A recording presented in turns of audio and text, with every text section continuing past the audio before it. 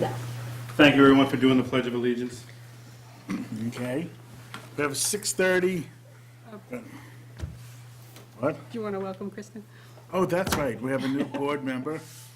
No, that's a good thing or a bad thing, but Kristen, how do you say her last name? Guichard. Guichard. She's going to be with us till May elections to help out and try to get us through everything that we have going on. Great, welcome. Thank you very much. Anybody in the audience, please applaud. Thank you for stepping up, yeah. All right, well, thank you. We have 6:30. Mr. Mike Zeldin is going to come and talk to us about form-based coding. It'll be quick. No, you're never quick. You should know better. Anyway, the first thing I'd like to briefly discuss with you are two closely related things. One is a recommendation for a contractor vendor to carry out and to assist the town in implementing form-based code for the common. And the second thing directly related to it is to recommend and request that the planning board assume oversight responsibility, including management and input in that process. So that's the two. The recommendation from the MPIC committee is, after looking at one from the principal group in Maine and the other from UTIL, plus subcontractors, including Fort Point and Donahue Institute, is that the UTIL group should be chosen, is highly recommended to be the contractor vendor of choice. And the reason for this in brief is that we've already, as it were, the most important thing from at least one point of view is that the UTIL group is very familiar with Littleton, having had a contract with us to basically produce, shall we say, a roadmap or suggested series of recommended steps that the town should consider taking in order to revitalize the common. And the fact that they've laid the groundwork for us, and we can react to that. So it's familiarity, and they already know what approximately we wish to pursue, and they're familiar with this committee. So there's no reason, with great advantage, to be able to dive right into the real issue. The real issue, as far as we can make out, the most contemporaneous issue is getting proper zoning in place for the common. So I'm requesting that you assume responsibility, is the simplest way to put it, and for oversight of UTIL. What is that? The name of the company is called UTIL Group. UTIL? Yes, I believe you have already in your file the contract and the other material. And how do we come upon them and award them the first? Okay, place? you may recall that when we started several months ago, we started out with a company called Fort Point, and one of the major subcontractors who did a lot of what we'll call design and analysis of what our prospects might be was the UTIL Group. And the two people involved from UTIL that would be involved in this includes one of the best designers in the Boston area and maybe beyond, and that's Tim Love, and he works for, I think, I keep mixing him up with a comic, which isn't fair. His last name is Bertram, and he is one of the 2 or 3 in New England who are very, very good at form-based code. I don't know if, Ms. Kuchar, have you had any, contact with Bertrand, who's done form-based code, or if you've done form-based code or even looked at it in Acton, you might even know who he is, because there's only a handful of people who really know how to do that stuff. So that's the reason I'm recommending that you do it, or on behalf of the town. And if there are any questions or concerns, or you want curious why we're here why I'm here recommending that the zoning effort begin immediately, we're prepared to, and Marion can go through shall we say, the process for the contract, because the money has been awarded, or the money was provided to the town to MPIC, the Master Plan Implementation Committee. We can certainly find a very simple way to make sure that you're basically can manage it without, shall we say, MPIC getting in your way, except to provide advice, support, and assistance when you need it. Okay. Simple as that. Does anybody have any questions about this? Ed? I'm in favor of it. I've been, proponent for form-based code, and I'm excited about it. So, yeah, I'd be more than happy to, as a member of the planning board, to accept oversight of. Peter? What is there, it says they bill out at an hourly rate, is that true? With They, the- yeah, with the- each, Not to exceed $42,170. when we do the contract, make it very clear that we're not going to be spending more than 42K, which is what the town provide the budget for, and they have listed on their, on the scope of work and has requested how the resource will be allocated. Each professional has so many hours at a certain rate devoted to this project. Are you comfortable that 42 is enough? No, but if you ask me how much more, until you folks, I don't mean to put it all on you, but the talent or the, shall we say, the responsibility, the experience, the institutional knowledge is in front of me. And I made a best estimate along with input from many sources about what could be possible. However, we might find one Do we want 4 infrastructure. tires or we want 8, right? I'm sorry? Do we want 4 tires or do you want 8? Right now, I think if you get 4 tires, according to the contract, you will end up with, hopefully, code, regulations that you are comfortable with, that the town is comfortable with, that puts form-based code in action in the common. That's all we can hope for. And that's, Questions or concerns, Anna? Well, I've actually been working with Mike on this, and I think that based on the proposals that we've seen and as he mentioned, the continuity from what work has already been done on the roadmap, UTIL makes sense. You asked the question of, is this going to be enough? And I don't think we know the answer to that question necessarily, but what we do know is that based off of having Fort Point and UTIL taking a look at how to conduct this work, they've determined that they can get it done. The one piece of this that was discussed previously around being able to do some things like maybe a little bit of street design, we've talked about that, and that's not going to be a part of this, but can be down the road and probably won't be too expensive. So from that standpoint, I think we're getting the crux of what we need in terms of the actual zoning recommendations. And given that we would want to do this at Fall Town Meeting, is the sooner the better, just so that we have enough time over the next 6 months to get it done. Anything, or you Yeah, good? well, I want to thank Mike and the committee for all the work that they've been doing. I'm very excited about the Littleton Common effort as well, and it sounds like the committee did a good job vetting the recommended consultant, so I would go along with that as well. if you have any questions about other things that are in anticipated for the common, I'd point out to you that all of you, I think, got a very thorough update and briefing at the combined Board of Selectmen Planning Board meeting. I'm not going to repeat. The only thing I'd like to just point out for your benefit is that, as you can tell from the roadmap provided up front, is that many tasks associated with moving ahead with the implementation of the revitalization of the common, a lot of things should be starting very soon.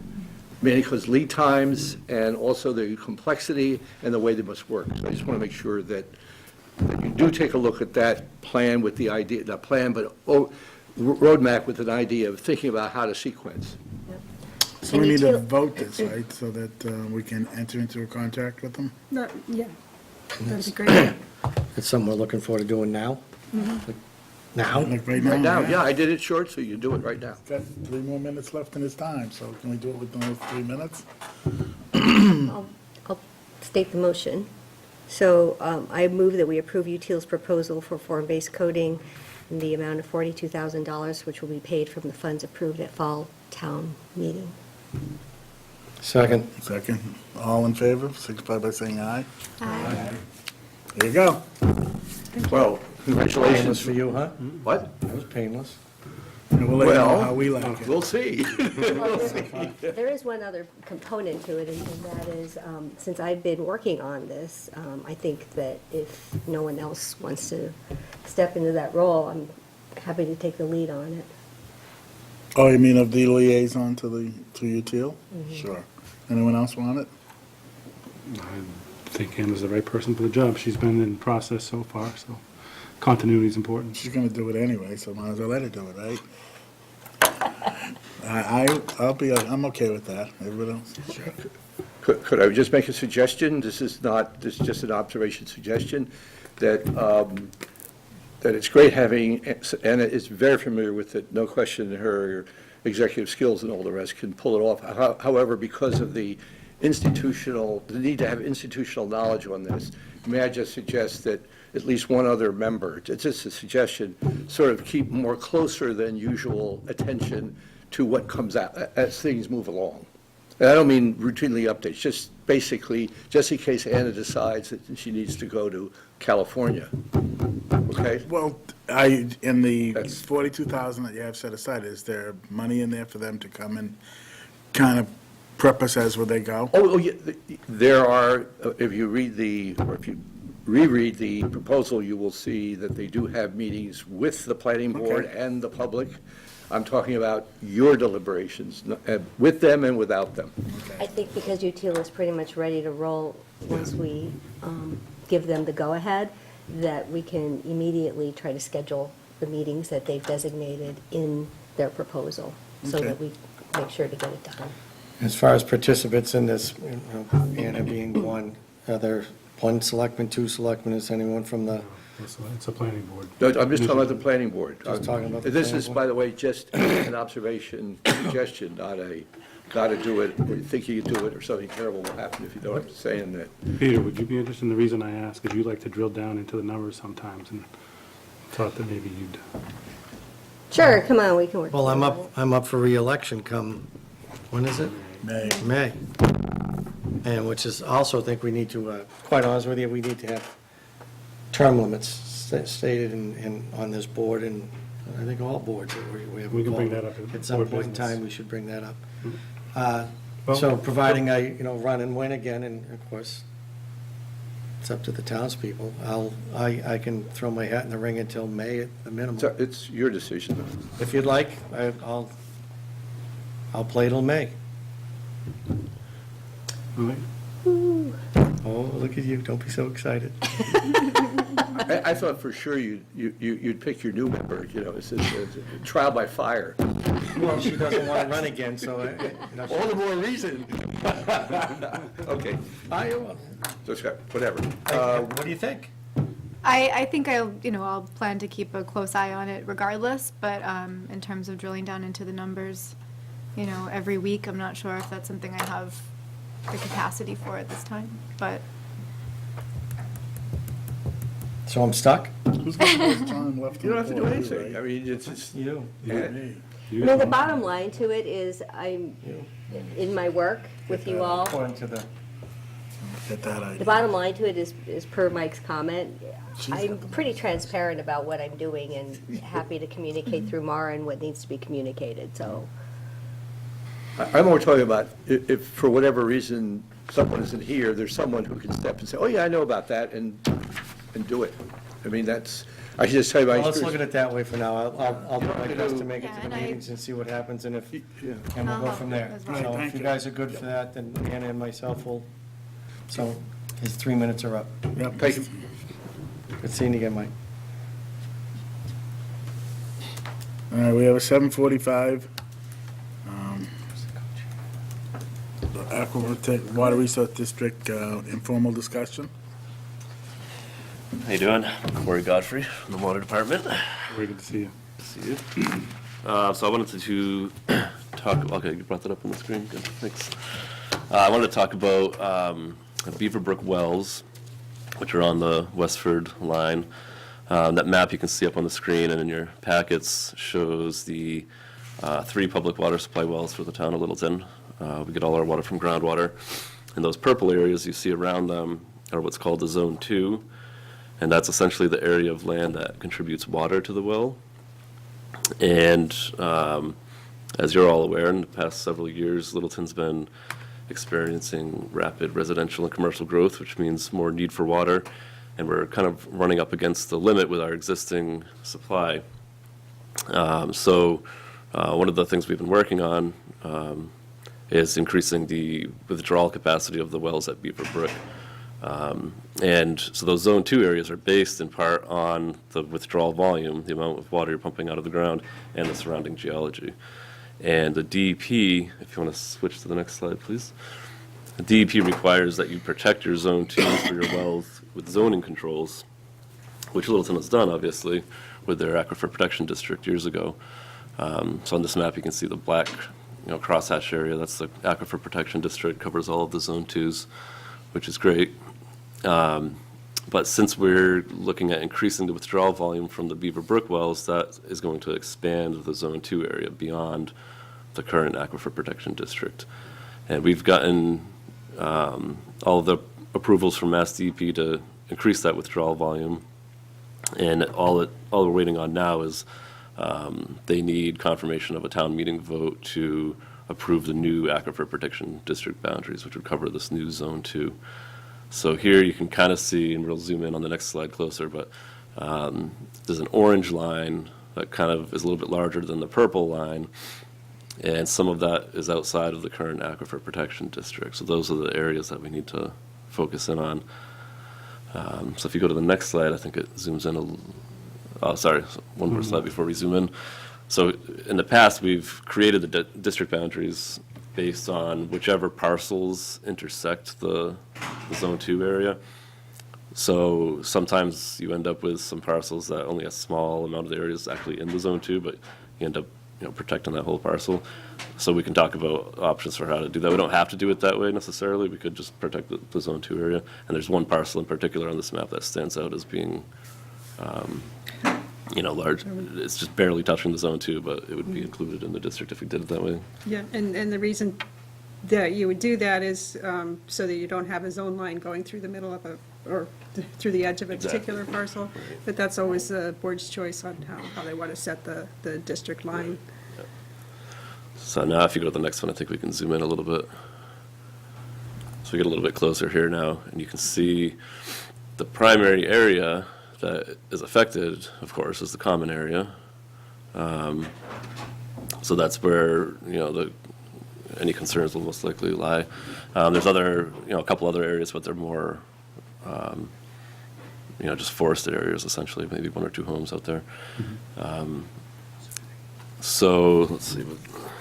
Basically, what we need to do is, I'd like to get some feedback from you all on, any concerns you have with expanding this Zone 2 area, this protection area, into the common, and, that relates to that current Aquifer Protection District bylaw and the restrictions it places on land use, essentially. So, Corey, if I may, the town's been working really hard at the Smart Sewer program. We're also working at revitalizing the common. Right. By expanding this district of protection, the water aquifer resource protection, are we going to impact our ability to revitalize the common because of the land use restrictions that come with the protection? There will be some impact. I don't think it will be major. I mean, most of the things that the Aquifer Protection District bylaw prohibits are things that I don't believe anyone's intending to put into the common, things like junkyards and, oil filling stations, things like that.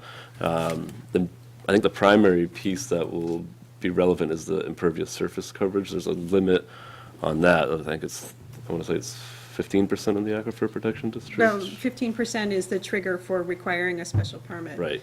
And then, so between 15 and 30%, the board can issue. Right. And then there's the discussion to be had of if you want to increase the percent impervious over 30%, as long as you were treating and infiltrating stormwater on site, then that meets the requirements Right. that the water department's trying to meet. So Right. I'd like to tie that discussion with the revitalization of the common. I'm in favor of what you're proposing.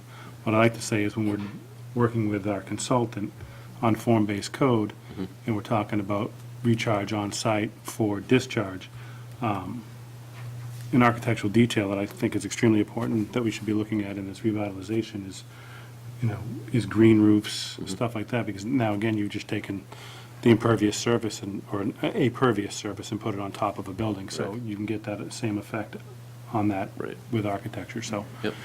those things are things we can consider. I just want us to have an open mind while we're talking about all, because it seems like everything is coming together so quickly, and this is just one more piece of the puzzle Yeah. to everything else that's going on in town, so. Yeah, yeah, and it's interesting because, I mean, part of the reason we need more water is the growth in town, and there'll be more growth in the common, and it just so happens that pulling more water out of those wells expands the zone 2 into the common, so.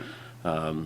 But yeah, I agree with the points you just made, and the DEP requirement is flexible because, you know, they require that 30% upper limit, but they do allow more than that as long as you compensate for it with some sort of stormwater infiltration, so we have that sort of flexibility. Through the chair.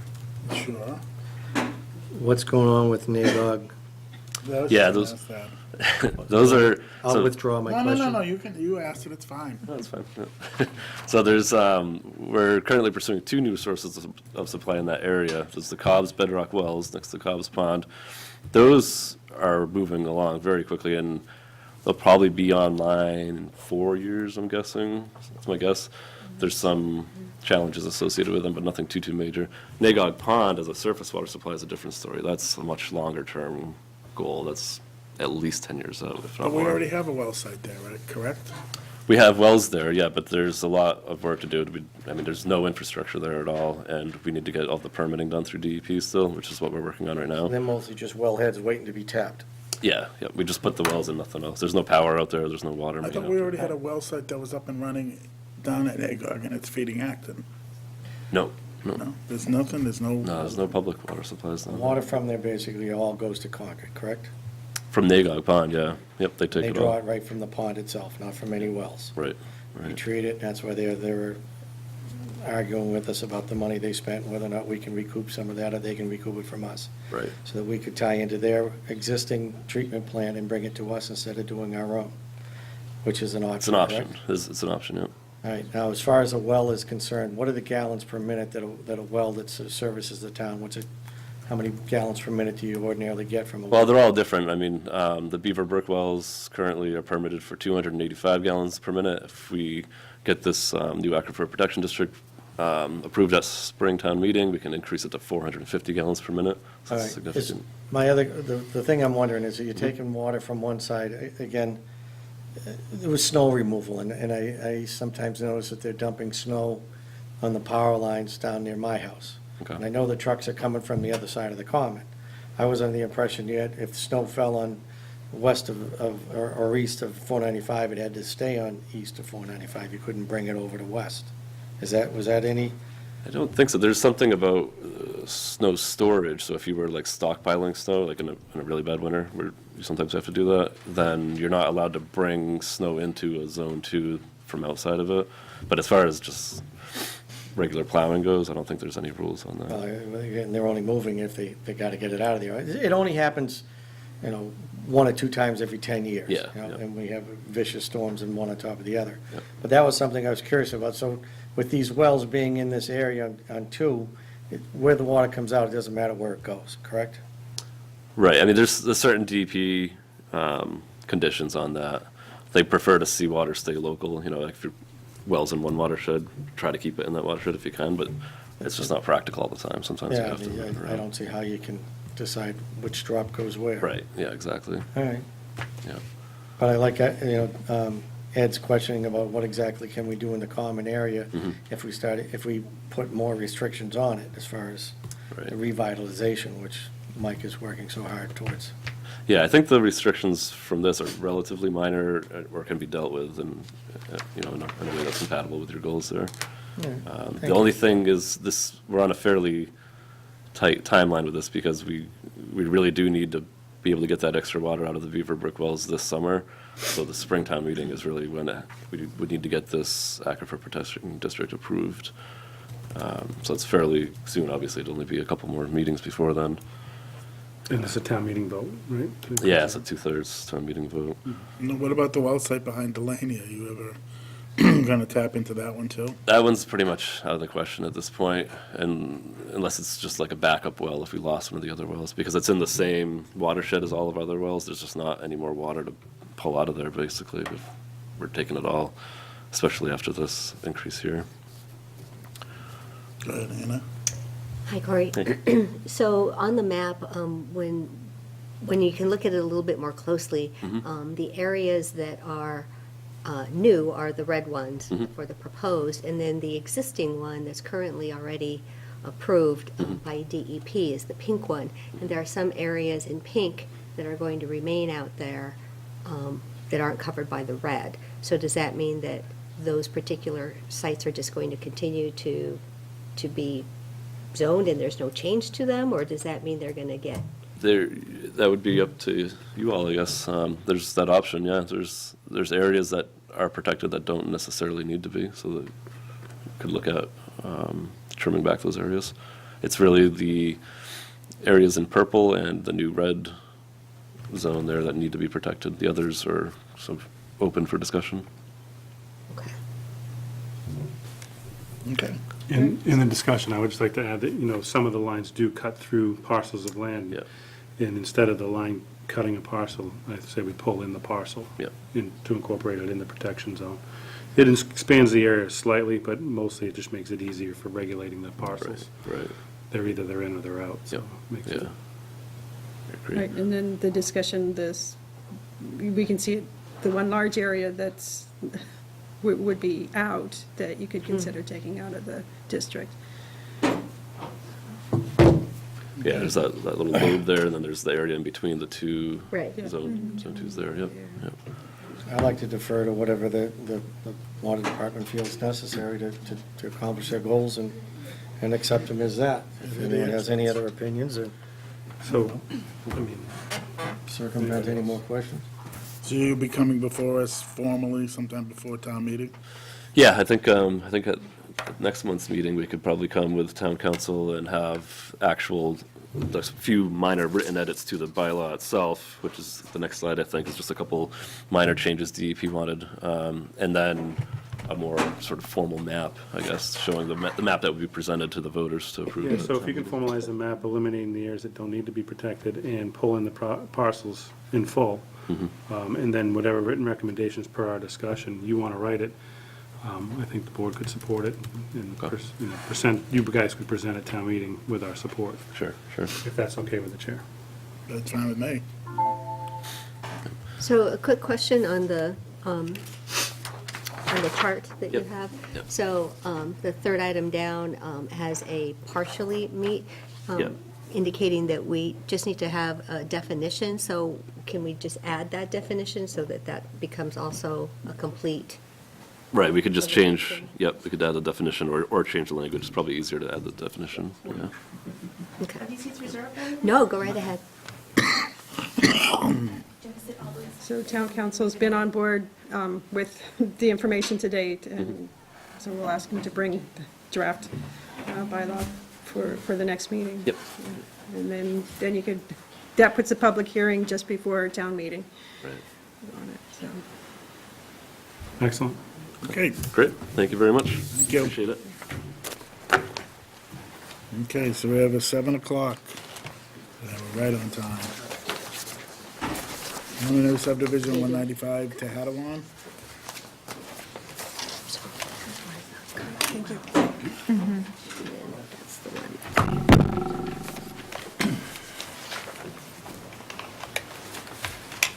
Okay. Yeah, you gotta hold your finger on it. Got it?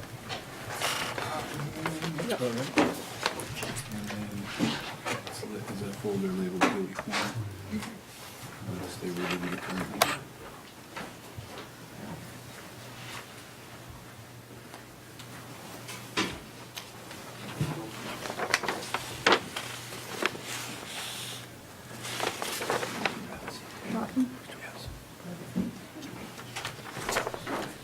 Extra pages in there, so you should just stay in that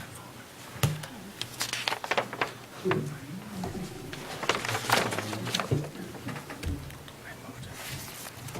So it's a 5-page plan? No, I stuck a couple extra pages. It's 5 pages, but I stuck extra pages into it. It's a 3-page. Okay, good. I got that right. You got the right one. Doing well. Give us, Good evening. good evening. Bruce Ringwald from GPR for the Glavy Family Trust. As you all are aware, we submitted a preliminary subdivision plan for Healy Corner at 195 Tohono Trail, Tohono Road, back end of October, if memory serves me right. And given, we had a meeting back in December, we asked for an extension from the meeting in January, puts us here tonight.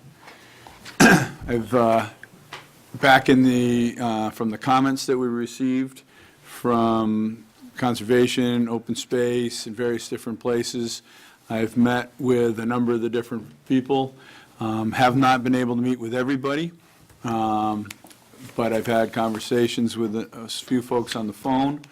I'm actually going to hopefully make it to the Trails and Pedestrian Ways Committee meeting, I think, next Tuesday night. I have a conflicting hearing, but I'm hoping to be able to work the two of those out.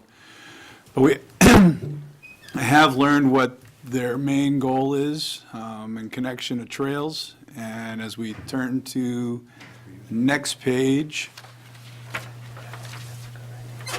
this plan here shows the conventional layout that we talked about before.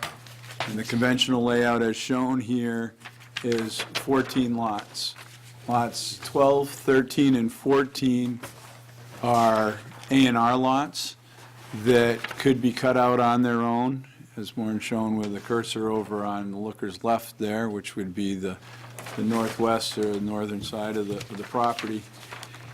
Development of those 3 lots would, or the driveway coming in to serve the back 2 and a house out front, would dramatically change the landscape of what's all woods along that section of Harwood Road, and would also create development and disturbance in the back area there. Maureen, if you go to the next page, please. In the open space development, those would be gone, and that would maintain that huge corridor. And per your bylaw, we're looking and asking here that we get the credit to move those 3 into the open space and to double that number as the bylaw allows for. That would give us the option to try to fit 17 lots in the meadow area, and then, or 13 in the meadow area, including the existing house, and 4 in the back. Now, I've had further discussions with some other folks, some members of the board. If you go to the next page, please.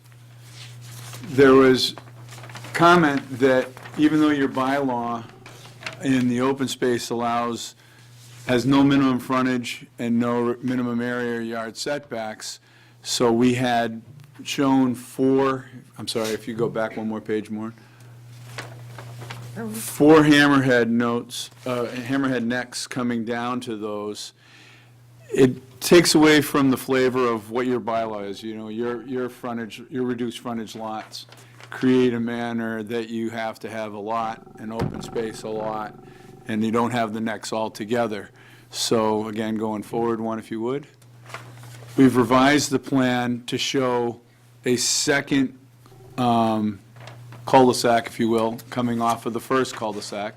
That point from Tohono Trail, Tohono Road, to the end of that line, going down through and bending the corner, is 720 feet. So it's under the 750 dead-end length. What we would respectfully want to try to do maybe is talk down the road of how that way is actually constructed, to what level we construct it, so that we minimize the impact in the narrows between the wetlands as we come across that area with the way, so as not to have minimal impact on the wetlands coming across there. But it didn't change the lots from that much. If you go one more page. This is the exact same thing that you just saw a minute ago, but it's showing the whole image. And the thing that needs to stand out and needs to be clear here. We don't have that. No, this is an exhibit plan that I just put in. It's the exact same thing as what you have. Okay. It's just looking at the lower right-hand corner of the page on page 3 of 3. But I wanted to show it all together because when you're looking at what I had shown on the previous page, you're looking at just the part that we're looking at the detail. This is roughly a 43 and a half acre lot. And on that plan, there is approximately 31 acres of open space. So we're talking of, out of 43 acres, we're looking at around 31. Now, I've got to deal with drainage issues in different places. I have different things. Things may change.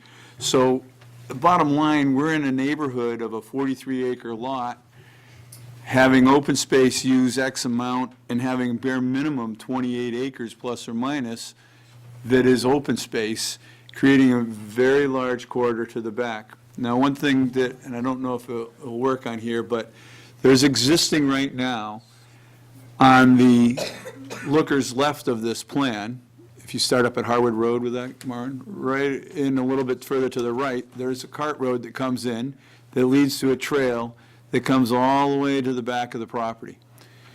On the left-hand side, if you're looking at it, on the right-hand side as you're looking at it, go back to about where the middle of the second cul-de-sac is, down, right? Back a little bit, there's a trail that goes down that whole side. So when we're done, we're looking at 2 new access points from Harwood Road and one from Dennis Lane / Alfred Trail, the lines that we have, the new roads we have proposed, that would take you all the way to the southwest portion of the property. The Open Space and Trails Committee that I've spoken with are interested in traversing across the bottom of what you see on the plan there. They're looking to make trails that connect from further up the Williams property and such, and come across right where Maureen's pushing it, right, showing the cursor right now, to go across and then eventually go on through and out to the railroad station. The applicant is in favor of all of the above, of working with everybody to make that trail, to working with the existing trails that come down to make open space access to the back. What the applicant and I, on their behalf, are asking this evening is that the planning board recommend the open space over the conventional development for the 17 lots. I've tested all of these lots already. What I haven't done is I haven't been through Conservation Commission. We got ahead of the schedule than what we had planned to do because of proposed zoning, proposed board of health regulations that forced us to file early to protect rights, which aren't so much needed to be protected anymore, but it kept us from being able to file an ANRAD with the Conservation Commission. I have talked with Amy. We will be going in after this point and meeting unofficially with the Conservation Commission to walk over the stuff. Oxbow Associates of Boxborough, very reputable wetlands scientists, are the ones that have flagged the area and are working with us on the project. So I don't anticipate very much movement of lines, but there's that possibility, and that would be the thing that, I have to work around to make sure I can keep everything out of the no-touch zones and make things work on the site. But that's where I'm at, and I'll turn it over to you for any questions. Dan, do you have any questions? I have some comments along with some questions. One, excited to see the open space as opposed to the conventional, especially where we have so much open space already around it. I'm glad that you're going to meet with and speak to the Bike and Pedestrian Committee.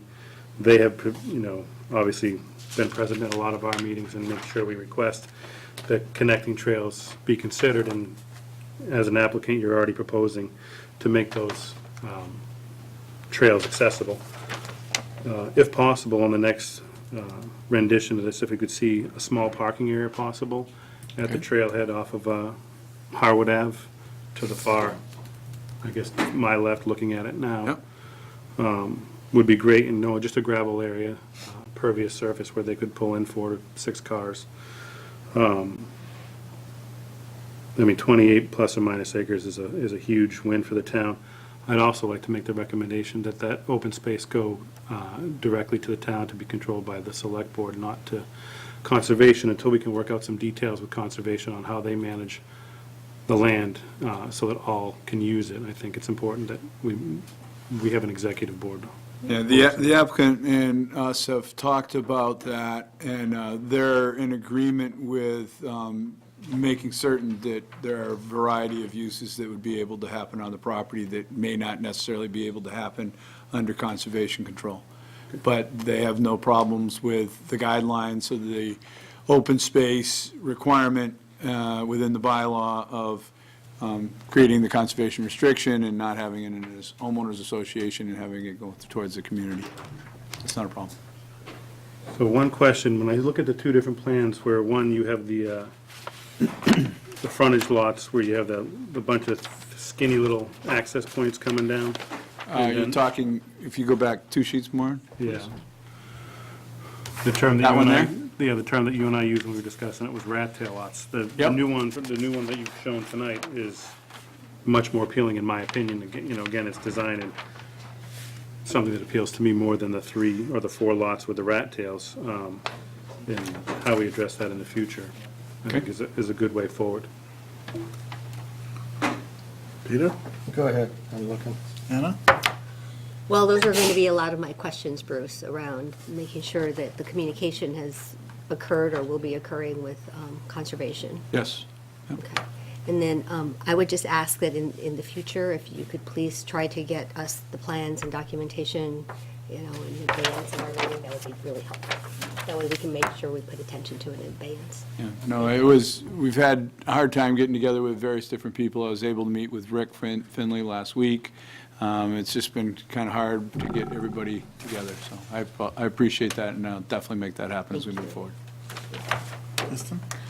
Just a few questions. I do, just at first glance at least, like the open space development better than the conventional. But do you know how much of the open space is upland versus wetland? I have a good idea, so we're going to take find the right sheet here. I didn't do it for just the open space, I did it for the whole property. And if you look at the cluster of the 13 lots that are up in the top area, there's just a little bit of wetland that sticks into the back of lot 14, right there exactly. And in the lots 10, 11, 12, there's just a little strip of wetlands that cut through, right where Maureen's bringing the cursor down through. So from the whole property as a whole, it's a little less than half of the acreage. There's roughly 1,950,000 square feet of property, and there's about 800,000 square feet of wetlands, in round numbers. And that was without taking out the upland island that's in there, so that, I could probably bring that down to about 750 square feet or 700,000 square feet of wetlands, because it's a substantial upland island that you can see right to the right of Lot 10 as you're looking at that. That's an upland island that's in the middle there. And there's another little piece in the back as well. So I'm going to say that there's that area. So of that open space that's there, it's probably a 50-50. But I am so far and above what the requirement of open space is that it's But in reality, out of consequential. 43 acres, you're telling me there's only 21 acres that are uplands, everything else is wet, correct? And I'm using about 11 of them for the development. But the issue is that it fingers through places, so it seems, when you look at it with all the setback lines, it seems like a bigger thing than it is. And what would, do you have any, suggestions on what you would propose instead of the conventional subdivision standards? I think I would like to also see, less of an impact on the land if we could have the roadway narrow, but in terms of what type of width you'd be looking at. I think for the Dennis, is it Dennis Road, Dennis Street? Dennis Road. The main one coming through, we'd probably stay with the basic that's in the bylaw 2022. But I'd like to look at Elford Trail, the piece where Maureen's running the cursor down now, basically to follow along the lines of a common driveway design Okay. and the common driveway standards. And then my only other question is, have you looked at, seeing as, there aren't setback requirements for the open space development, have you looked at trying to accommodate those for lots that are coming off of Off of Alfred, yeah. off of Alfred, in between, lot 14 and 9 and 8 and 7, seeing as those are actually, Pretty good farther sized away from lots. existing residents too, and they're larger lots. We have had some discussion about that in the office. It's not ruled out. It may very well become a way that we try to pull that back around and work with that. So it's a good suggestion. It's something we've talked about. We definitely will look into that. Those are all my questions.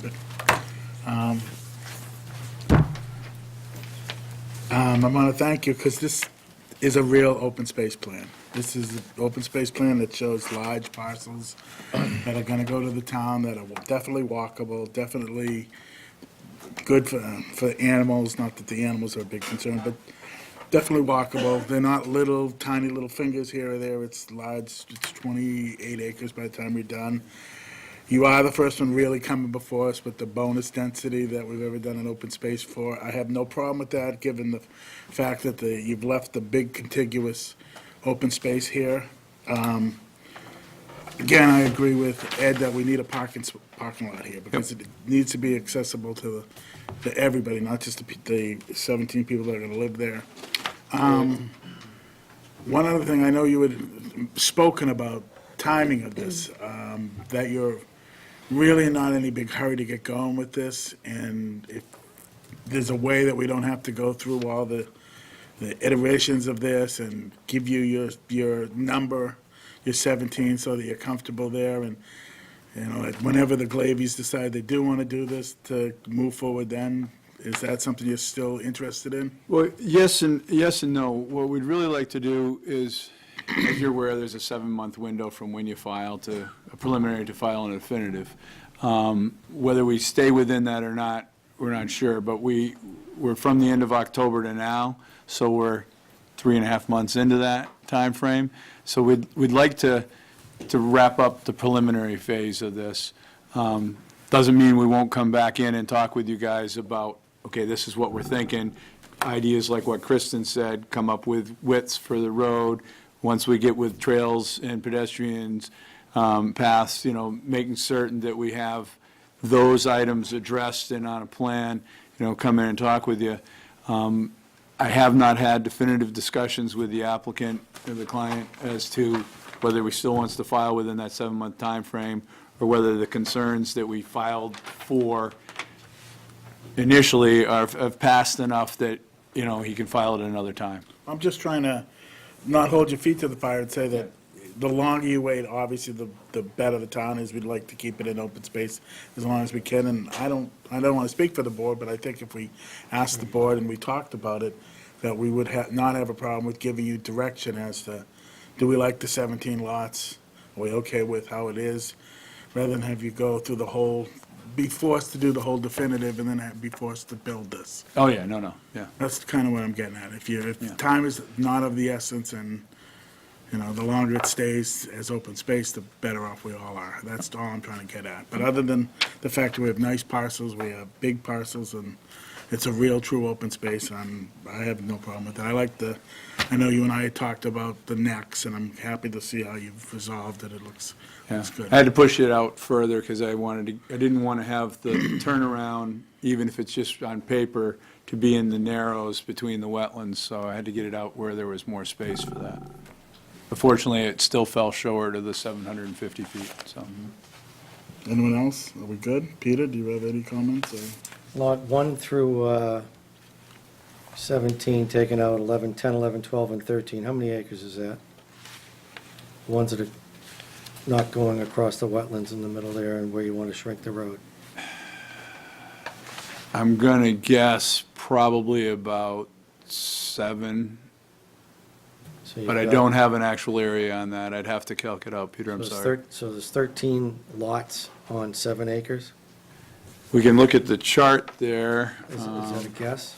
That's a guess, but I have a chart down in the lower corner that I can add up real quickly if I grab a plan from the back.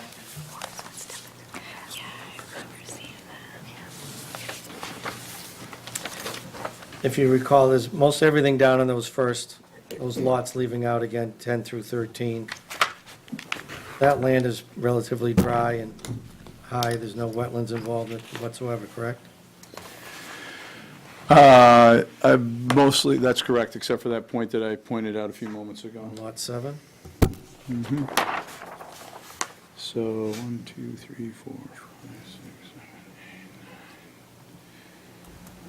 So we have 9 at roughly a half acre, so that's 4.5, and then 10 is at 2. So add a little bit in for the road. It's about 6.5, 7. I was pretty close in my guess.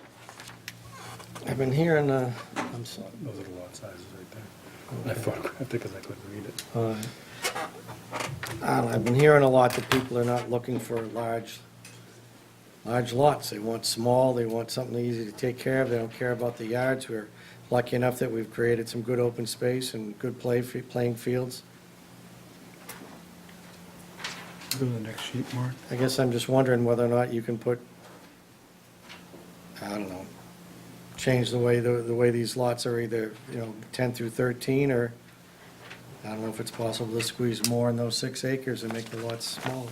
It's possible. As I said when That way you Kristen can raised leave that, the entire- we've looked at that idea, and I'll continue to explore that. Well, I don't know, I look at it also, you're taking 21 acres, you're gonna lose some land to the road and everything else, so in reality, out of the 21 of those acres is wetlands, correct? We already had this discussion. So Yeah, I've calculated there's roughly somewhere in the neighborhood of 18 to 20 acres of wetland out there. I haven't calculated the full upland areas, and I haven't done the calculation for that. I wasn't Which is prepared one for of the that things answer. I thought we were under the impression of not including wetlands as open space. I thought we had, usable, So even if you take just the upland area, Right. I'm at about 50% of the upland area with that. Plus I'm providing you the others. So you're getting access from north to south of a very large tract on 2 sides, plus across the back, which is what the Trails Committee has told me that they're really after, and Mr. Finley's telling me that as well. So I'm trying to, cover all those things. We're not pushing out into that area. We're trying to stay back from that. And with any luck at all, I'll be able to reduce the impact of those 4 lots in the That would be middle of the nice. site. though I'd like to own lot 10, to be honest with you, way out back and nobody near me. But Oh, yeah, well, that would be a nice, but again, it's a long way to go. All right. And the other difference is there's no rivers running through this. There may be wetlands, there may be. there is a river on the far Yeah. left side off of the property. Yeah, not on the actual. Right, I show the edge of the 200 line that foot. comes down and hooks is the edge of the 200-foot riverfront zone. Well, I know what Mr. Mullen is interested in, and for the, quite honest with you, I have the same opinion that open space should be used for many more purposes than just simply walking from one place to the next. Yep. I think it should be, I'm not necessarily saying mini bikes and maybe snowmobiles, but, and again, it's like many other things, but I think it should be more usable to the population than just simply walking on it. Hunting, if there's a pond back there, fishing and nature, more than just that. That's why we want to keep it out of conservation. Well, I mean, it's not necessarily completely out of conservation. Perhaps conservation should change some of their rules so that allow other properties that are locked to be more advantageous to the greater population. That's a discussion for another time. There it is. Okay, do we And want I to, gave it. continue? Look forward to that every time I see you, Peter. Do you want Leave to, smiling. do you want to be on our next meeting, or? I'd love to have you guys make a motion on the preliminary plan if I could get you to do that. Does anyone have an issue with the 17? I don't have an issue with the 17. I do appreciate Peter and Kristen's input on trying to maybe relocate 10 through 13. Yep. Reduce size lots if possible. But I would make a motion to accept the preliminary and send them for a definitive. Accept the open space preliminary and send them to, you want that over the conventional? Correct. Instead of the conventional, yes. Yes, instead of the conventional, yes. I made the motion. Can I have a second? Second. All those in favor, signify by saying aye. Aye. Yeah, Thank you for your time. Right, your direction. Forward to further discussions. Thank you. 7:15, public hearing, 80 King Street, senior residential development. Special permit aquifer and water resources.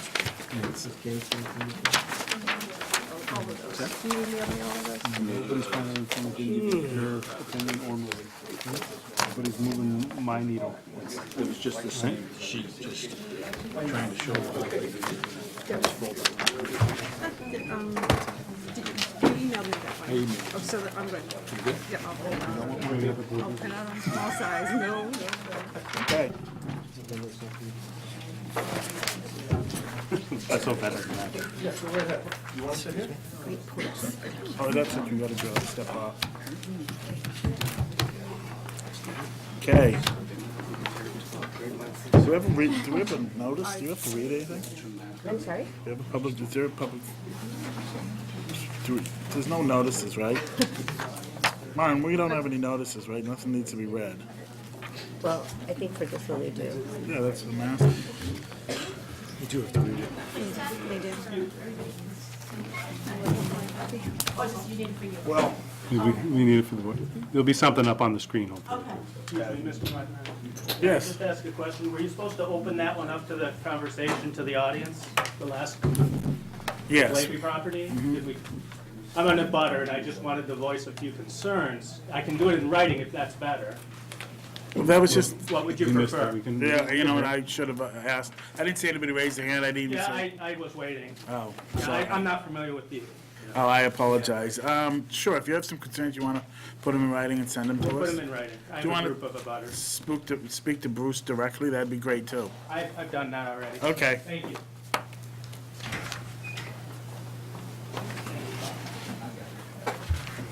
Okay. It's just, yeah, there is a hearing notice. Got it at the top of my stack, but we shuffled. What do you need? I'm looking for the public hearing notice.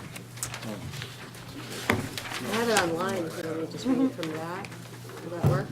If that works for you, I apologize for that. Yeah, that's my fault. Like I said, I didn't see anybody. We can't be perfect. I feel bad, I should let you speak publicly.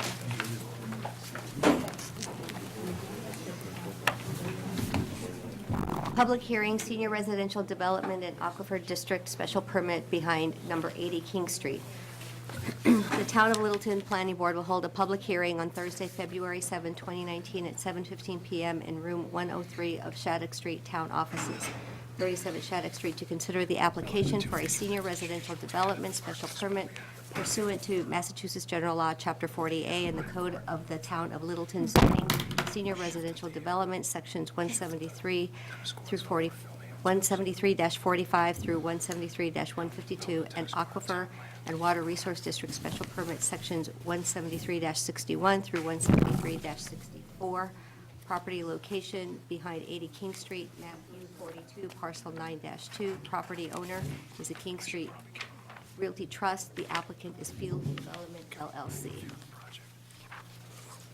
The applicant is seeking a special permit under the Senior Residential Development Bylaw and the Aquifer and Water Resource District Bylaw to allow construction of 17 two-bedroom, age-targeted senior residential development units and associated improvements on approximately 4.4 acres located behind 80 King Street, including affordable units under the inclusionary housing zoning bylaw.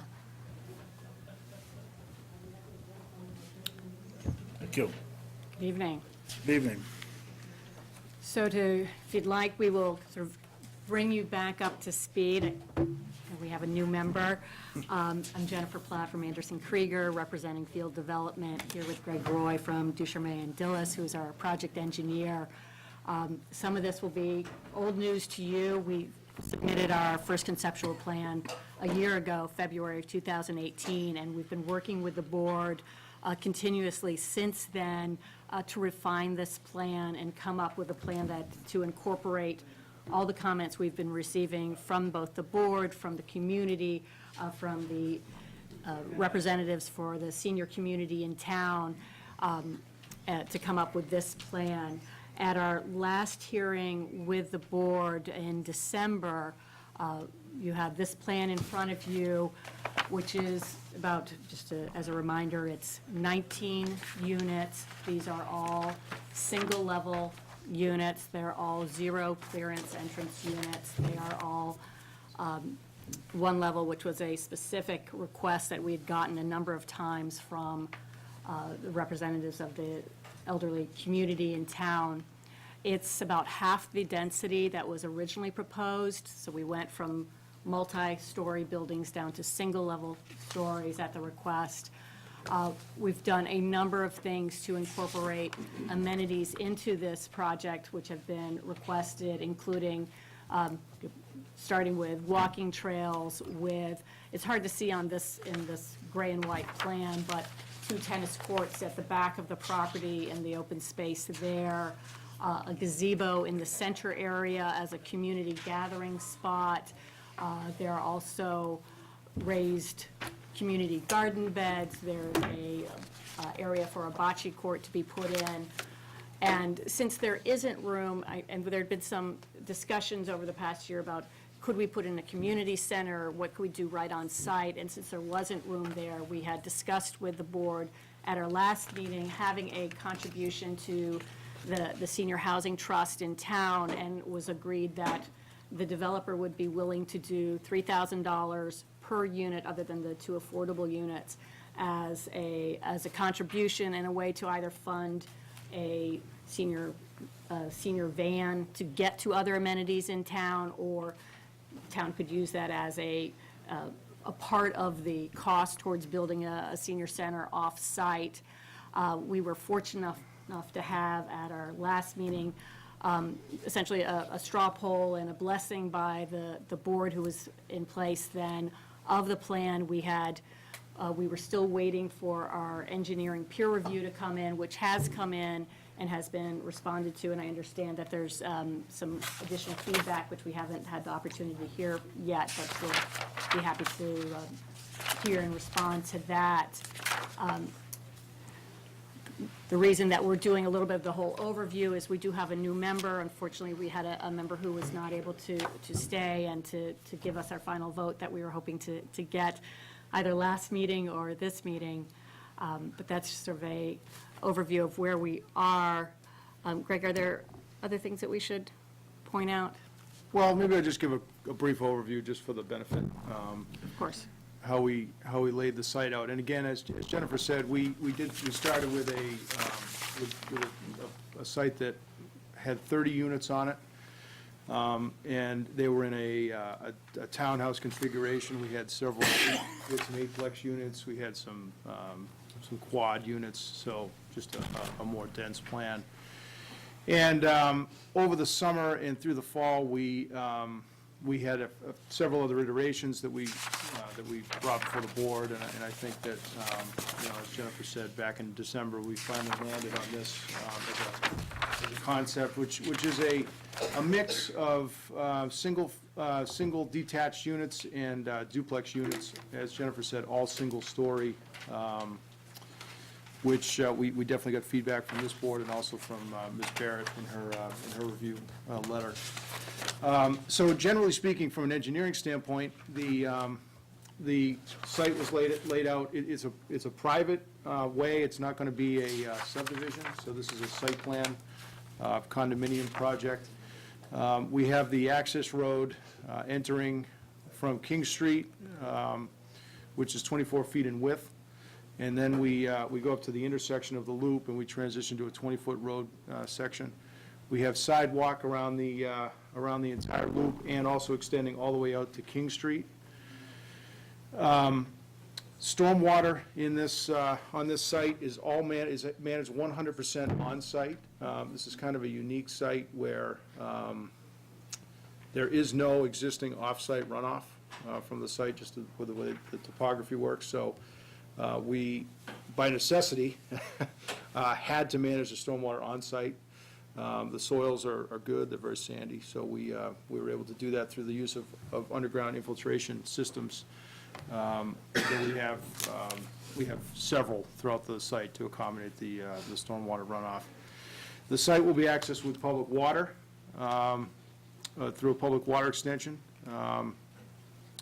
And we have met with the water department to discuss those details. The plans that we submitted with this filing in January actually incorporated comments received from the water department. So we have, in terms of hydrant locations and water main sizes, and the actual plan for doing the tap in King Street has been identified at this point.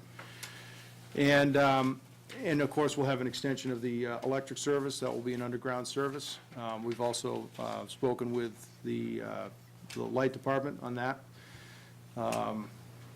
And as Jennifer said, the plan includes some walking trails through the development, but also as a future connection to the school. The school is directly adjacent, the high school is directly adjacent to the property. So we've included a connection, a possible connection to the school, which could connect to the tennis courts that we're proposing. It's difficult to see on this plan, but tennis courts are, You can see it pretty good on the drainage plan, so. We'll yeah, work on the TV right up in screen. there, yeah. And then this rectangle here would be our on-site sewage disposal system, which will be permitted, of course, through the Board of Health in accordance with the Title V requirements and local Board of Health regulations. In terms of the look and feel of that to the residents, that's just a grass Yeah. area. Yep. Those are the highlights. I just wanted to make sure we Benches. sort of Did we, there had been some Trying to- discussions of making sure we had some benches along the walking Right. trails. Yeah, we have benches, we have some benches along the walking trail, and we have some raised garden beds in there. Those are all things we discussed, actually, even before the December meeting, through the fall, when we were talking about adding some amenities to the project, so. I think those are the highlights. Of course, we're happy to take questions. I should just say, too, we did receive the initial peer review letter from Green International on Christmas Eve. We worked through the beginning part of January in conjunction with refiling the application to incorporate those comments, initial comments into the plans. So that is in the set that those comments are, our response to those comments is in the plan set that you have before you, the latest plan set. I do understand that there's a follow-up letter from Green. I know Tom's here tonight. I have not seen that letter yet, so I won't be able to really talk in detail about any of the follow-up things, but we anticipate working with Tom directly on that, perhaps even having a meeting with him in short order to get that addressed, so. And I went very briefly over the actual design of the units.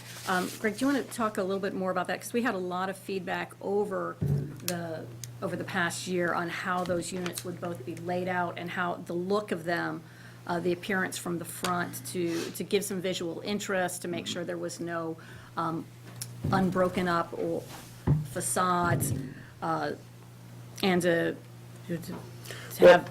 Yeah, early on, as I said, we had some 8-plex units, and I think one of the feedback, one piece of feedback we received from the board was that more variety in the facade, breaking up those would be advantageous. So the plan that you have here, I think, achieves that. Just partially in virtue of the fact that we've now broken up that long facade of the 8-plex and the 4-plex units, and we have the duplex and the single units.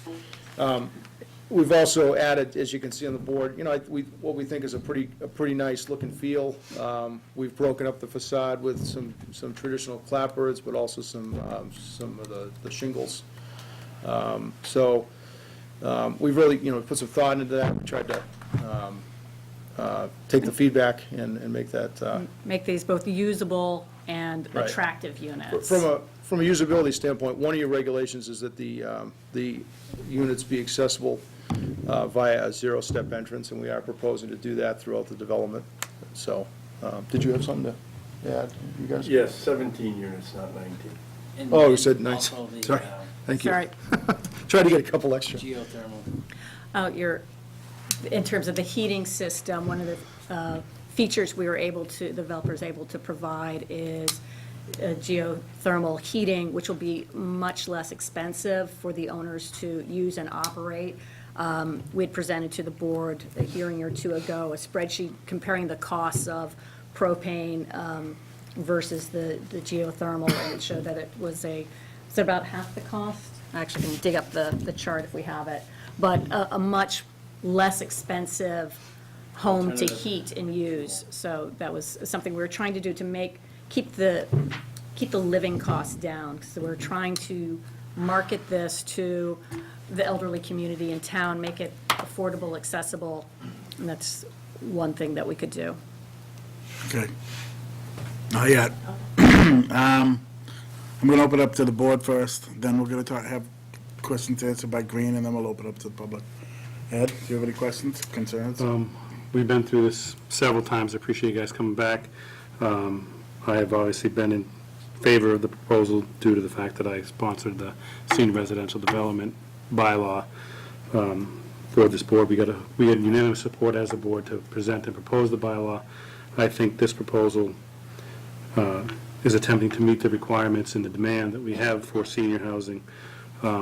One of the things that we've been talking about is age restriction, and Maren has been digging deep into the requirements of a deeded age restriction, as well as whether or not we can or cannot, whether we can count them towards our 10% affordable due to, and help me with this, who is it that regulates it? DHCD? DHCD, all these acronyms we have to remember.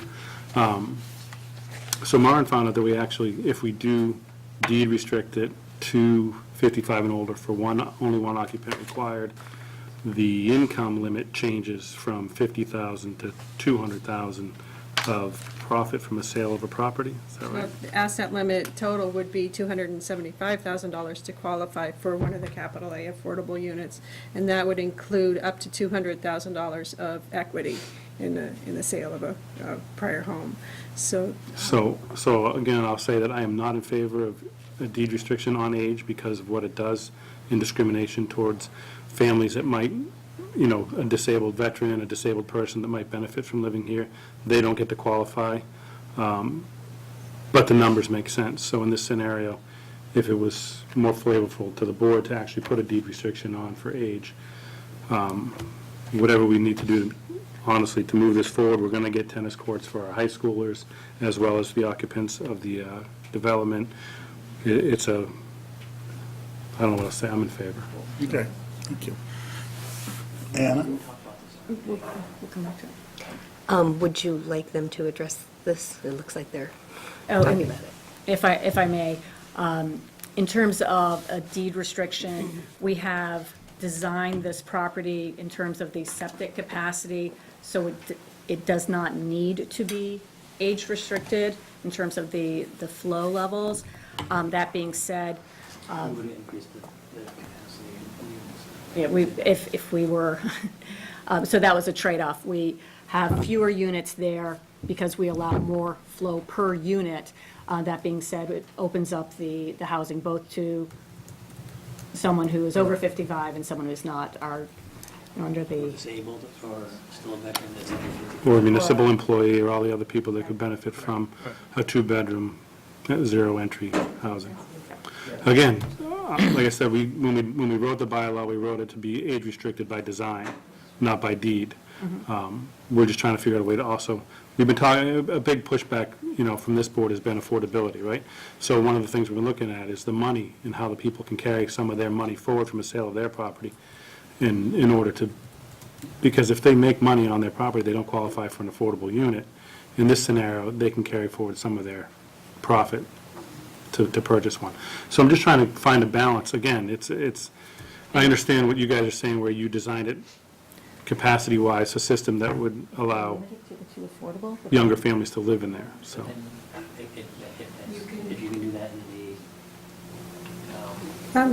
And actually, this would be a very simple, I think what Ed's talking about is a very simple deed restriction on age, that a minimum of one householder must be age 55 or older. Doesn't But that's speak to on the two under, affordable units or on the. Only the This two one we- affordables?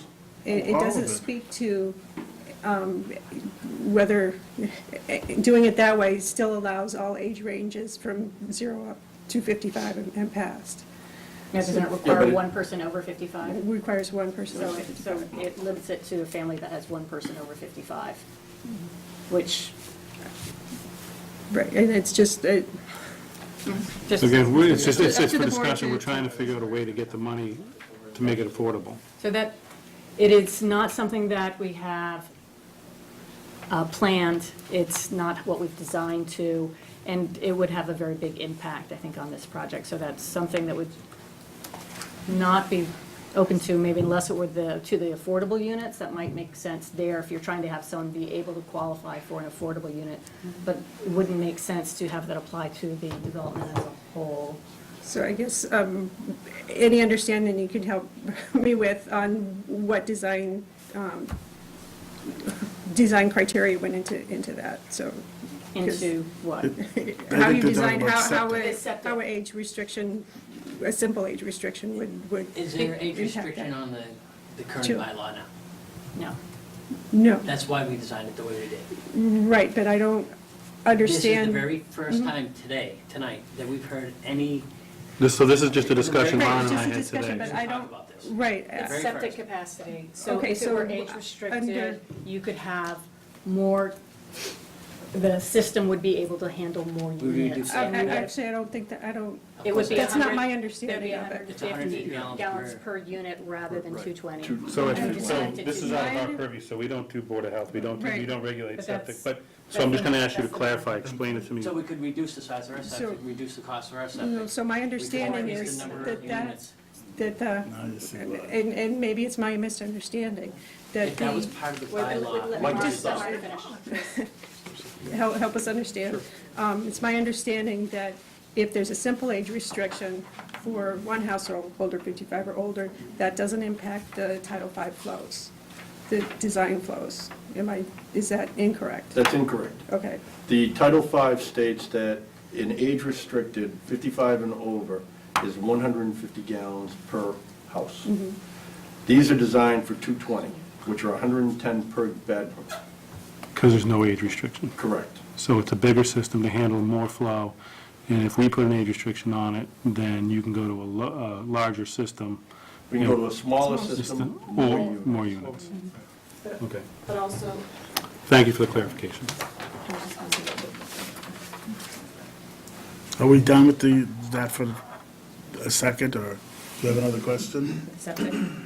I do have another question, separate from what we've just been discussing. So, had a chance to review the peer review. And one of the questions I had, it's really for our discussion purposes, is around the first one, given the intersection of, as it says here, the applicant should show the intersection of King Street and Mill Road on the plans, and per MassDOT's project development and design guide, driveways with large volume should be designed as intersections. So it sounds like there's some work that needs to be done with MassDOT to figure that out. And given the work that is going to be happening with the high school and putting up a light at that intersection coming out of the high school, I'm just wondering what kind of an impact that might have and what your thinking is as to, timing on getting all that done. We do need a Mass DOT permit, because it is Mass DOT jurisdictional, so that is an issue that we expect them to have as part of the review process. We will initiate, from a timing standpoint, we plan to do that sort of at the end of this process. I mean, it doesn't make much sense to go to Mass DOT before we know we have a project that's Do we have a permit? that we have zoning, yeah. So we intend to do that after. I mean, we only have a small section to go in there, and we've moved it as far away from, is that Mill Pond Road there, as we can. So we expect that to be a discussion point when we go to Mass DOT. But it's not a small issue. You're looking at, Private driveway. it doesn't matter. Mass DOT is still going to look at it. You're 70, you've got to be 75 feet away from that intersection. You're only 35 feet. It's not like you're missing by a couple of feet. You're missing big by a lot. Yeah. But what we expect that to be under that's under their jurisdiction, and we expect to have that conversation with them. So obviously, we would be subject to their review and approval. We can't build it without their approval. Well, and then since Ian is talking about the entrance, I noticed on your plan you have the roundings in the right-of-way for King Street. We don't allow roundings in the right-of-way for King Street. You have to pull those roundings off. The 30-foot roundings have to be on your property. They shouldn't be in the King Street, because God knows what's going to happen to King Street. They may want to widen it, they may want to put a sidewalk on that side, depending on what gets done with the lights and everything, but the roundings are definitely have to be on your property, the 30-foot roundings. So I think my question stems from the fact that I'm looking at the project thinking, well, with approval of the project, and then let's say you go out to work with MassDOT and there isn't a simple solution, and there's just not there's no solution to being able to provide access. So then what? And so I wanted to alert you to that in terms of just the thinking of, you have all these different intersections right there, and what is MassDOT going to think about it? And wouldn't it be better to have their input first? So that's why I wanted to put that out there on the table. No, thank you for raising that. And typically what we would do is once we have our approval here, then we go to them and work with MassDOT on approval for the road and take whatever input they have or requirements they have. But that would come after. Do they require you to have the approval before going before them with a request for I discussion? don't know that it's required. It's what we typically do. Not necessarily, it's just the way that we normally. Okay. It's the way we normally proceed, and your approval could have it be contingent on approval from Mass DOT. I mean, obviously, we have to get. We need both. We need both. all approvals Yeah. from this board and any other board that we need to go in front of, whether it's municipal or state. Okay. Then I have one more question. Drainage, based on the peer review, is a huge issue. A lot of comments in there. But something from your application, I think I just need a little bit more explanation on it.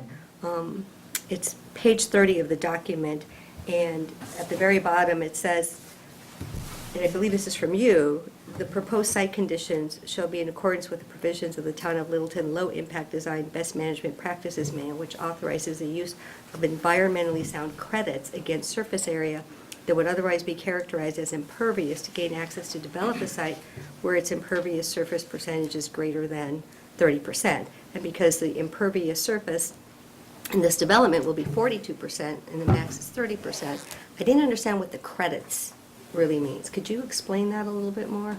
Well, I don't know about the credits either. I'd have to relook at that. But from a drainage standpoint, we're infiltrating 100% of the runoff onto the site. So every drop of water that falls on every piece of impervious area on that site, and also the impervious areas, that the percentage of the rainfall that runs off will be infiltrated back into the ground. So that's what we're saying by the infiltration. Whereas in a more conventional site, you might infiltrate a portion of it and let some run off site. In this case, it's all managed on site and all infiltrated back into the groundwater table on site, which is a preferred, an LID practice in itself. LID kind of encourages ways of keeping the, infiltrating the runoff is one portion of LID. So, and the water department, in an earlier, the water department has taken a look at this back in the summer, I believe it was. And like the fact that we were, proposing infiltration. In this case, we don't have a choice because we don't have a way to discharge it. It's kind of like a bowl. It's kind of like there's no off-site runoff, so, but that's what we mean. I'll have to look at, Please do, maybe the because- phrasing was a little off on that, but. Well, I mean, because the way I read it was that while you're exceeding the level of 30%, that somehow you would be able to offset the 12% that you're over through these credits. So that's why I was asking. What we're saying is that And we're infiltrating 100% of it, so, there's no amount of the water that would just be, in a conventional site, if you pave it, you have more runoff that goes off-site. This one, even if it was all impervious, we'd be infiltrating it and keeping it all on site. So,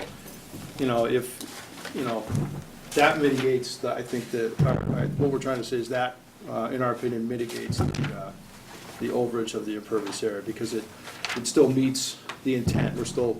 I think one of the intents of limiting the impervious area is to keep the recharge on site. And so, in this case, we're keeping 100% of it. So, we think we're meeting and exceeding the standard. thank you. No, I don't have those questions. I wanted to go back to, I guess, to Ed's comments about the affordability, or I guess the deed restriction and affordability conversation. I know the board's been discussing this for a very long time, so, I think it's a good development and seems to achieve a lot of the goals of the senior residence bylaw. It sounds like the applicant has worked hard to try to come up with some ways to also help seniors in town, that are not just in this development with the $3,000 per unit. $3,000 per Dollars unit. per unit that you'd be donating. But I did have some questions, and I guess I wanted to share my feeling about the deed restriction. Looking at the design of the units, it does seem to be completely marketable to over 55, and also people with disabilities to be able to just get into a house more easily, regardless of their age. I don't want to, I'd like to help move things along as well, but I think that Maureen's suggestion about, the one resident or one occupant of the household being 55 and older sounds like an interesting idea as well, if that's where the board feels like they're reaching a majority with, but it sounds like that may require or may then trigger the applicant to want to consider some different designs potentially. So that's kind of where I'm at, so I just wanted to let you know that. And I think it does bring up an interesting factor that Maureen found, that if we do restrict one of the occupants to 55 and older, it does allow for more people to be eligible for one of the units. So if you're 55 and older and you sell your home, oftentimes you have too much in assets in order to qualify for an affordable unit, but you really can't buy anything else in town because there's nothing else you can afford. So I think, if I'm understanding that correctly, Maureen. That's my understanding. Okay. Then that is a nice something to think about for the seniors in Littleton. So that's kind of my thoughts there. I don't know if you've already talked about this, but do you have a bike rack anywhere? I mean, it's very little small things that I think would be, nice improvements and amenities that, I'm in for a bike ride. Okay. Room for a bike ride. All right. And just looking at, these are real small, minuscule things, but I just think it would make little improvements. The proposed community gardens, I think that's a great idea. I think it would be nice if there were at least two that had some type of material that you could actually, more easily walk up to rather than just grass. Not all of them maybe, but, There are raised beds. okay. And just so coming off of the walkway, getting from the walkway to the raised bed, it might be nice to have some that have some type of additional walkway to it, so you're not walking over on. Extend the walkway. Potentially, something where, just, not all of them, but just maybe two. Just for access. Just for access, for people that may not be steady on their feet. And then you had mentioned that you're looking at the geothermal heating. Have you also looked at meeting Energy Star requirements for the We units? build Energy Star. You do? That's Yep. good, okay. We use And- full cell foam on every exterior surface with the traditional Okay. insulation over it, so our R factor is significantly higher Okay, than state and requirement. you would be comfortable if that were conditioned in a decision? Not a problem. We build that way anyway. All right. And I know, we do have the inclusionary zoning, but have you thought about, offering one unit at 120% AMI? No. Okay. Just a question. I didn't know if that came up at any point, so. So there are 2 units will be offered as affordable. I think we could talk about putting an age restriction on those, since you're talking about making sure that the affordable units are actually available to someone I think to we're actually qualify. hurting it by doing that, if I may interrupt, because there are There are, yeah, other there are people. veterans, there are I know. disabled people that can qualify, and you're cutting them right out of the ability to get these units. Can I say something about that? No, can we let the board finish first before we open it up to the public? Are you all set? Are you? I had just one question. I'm not that familiar with Mass DOT's guidelines in this particular instance, but is there a trigger based on average trips per day for the requirements there? Do you know if? Simply that it's a state State highway. road, state highway. Is that correct? Yeah, you mean, needed to go to Mass DOT, you mean, for approval? Well, and beyond that, but is there a trigger for the average trips per day coming out of the intersection that would cause them concern? I mean, is there a trigger that is kind of like, oh, if you have X amount, then that's a dead stop in the water, or, and if you don't know, that's fine, I just don't know. curious. Oh, that's fine, all right. I can maybe speak to that a little bit. Tom Bigelow from Green International. I know Mass DOT's design guide says a high-volume driveway would be treated as an intersection, and that's actually one of our peer review comments, that the intersection, where the driveway or roadway meets King Street is about 40 feet from Mill Road, and the requirements for the design speed would be 75 feet. So it doesn't meet that requirement, and as far as what exactly triggers it to be a high-volume roadway or high-volume driveway, I don't know that specific answer, but I believe Mass DOT would consider this a high-volume driveway. Okay. Anything else? Oh, that's good, thank you. Mark, if I may, just to go back to the affordable, before, I know you have comments you want to make, I just would like to clean up what I started and piggyback again on what Kristen was just saying. Mike, I didn't mean to increase your blood pressure. It was just something that we had figured out and we were working on. I wanted to put it out there as an idea and an option. I'm not saying you have to do it. Just No, so, I mean, we. so we're all working talked together. about this, Like I said, I've already said, there's I'm in, criteria that the board says. I understand. Okay. I'm in favor of the project as it's presented. Just wanted to throw an idea out there that we learned about and talked about late yesterday, so. And that might be something for us to talk about, not in this hearing, but separately, where we do have age restrictions on other deeds in other developments. Maybe that's something that that could be revisited or Terrific. in that setting. Thank you, Mr. Martin. No, not a problem. I have a couple of questions and then a comment. I want to know what your open space is without the tennis courts being included in it. What it is, Yeah, what what's your- it would be if we didn't include it? Yeah, what's your open space, the area of open space that you're donating to the town? How much open space is the town getting? Are you So considering the the town, tennis the town's courts? not gonna get open space, it's gonna go to It the does go to- association, right? No, No, it goes to the town. under- Goes to the town. under Goes to the bylaws. town. Okay. So it's 32%, but that's including the tennis court. If you're taking them out, I'd have to- do some quick math on that. all right, I mean- you've given me enough of an answer for right now. Rather than have you test. I'm hesitant there because if you wanted those out, so you meet so it's 30% without those included, it seemed that you're really taking away a very favorable amenity for the development in the community. And whether or not that counts as, I don't know that that doesn't count as open space. I'm not sure why it wouldn't. Well, a tennis court's not an open space. Well, I would disagree, because it's active recreation, would be my opinion. Well, first Yeah, of I all, think it the only falls reason I'm within- asking is because I'm asking, We could move it onto the septic area, which is excluded from the open space if, so there wouldn't be any offset against the 32% open space.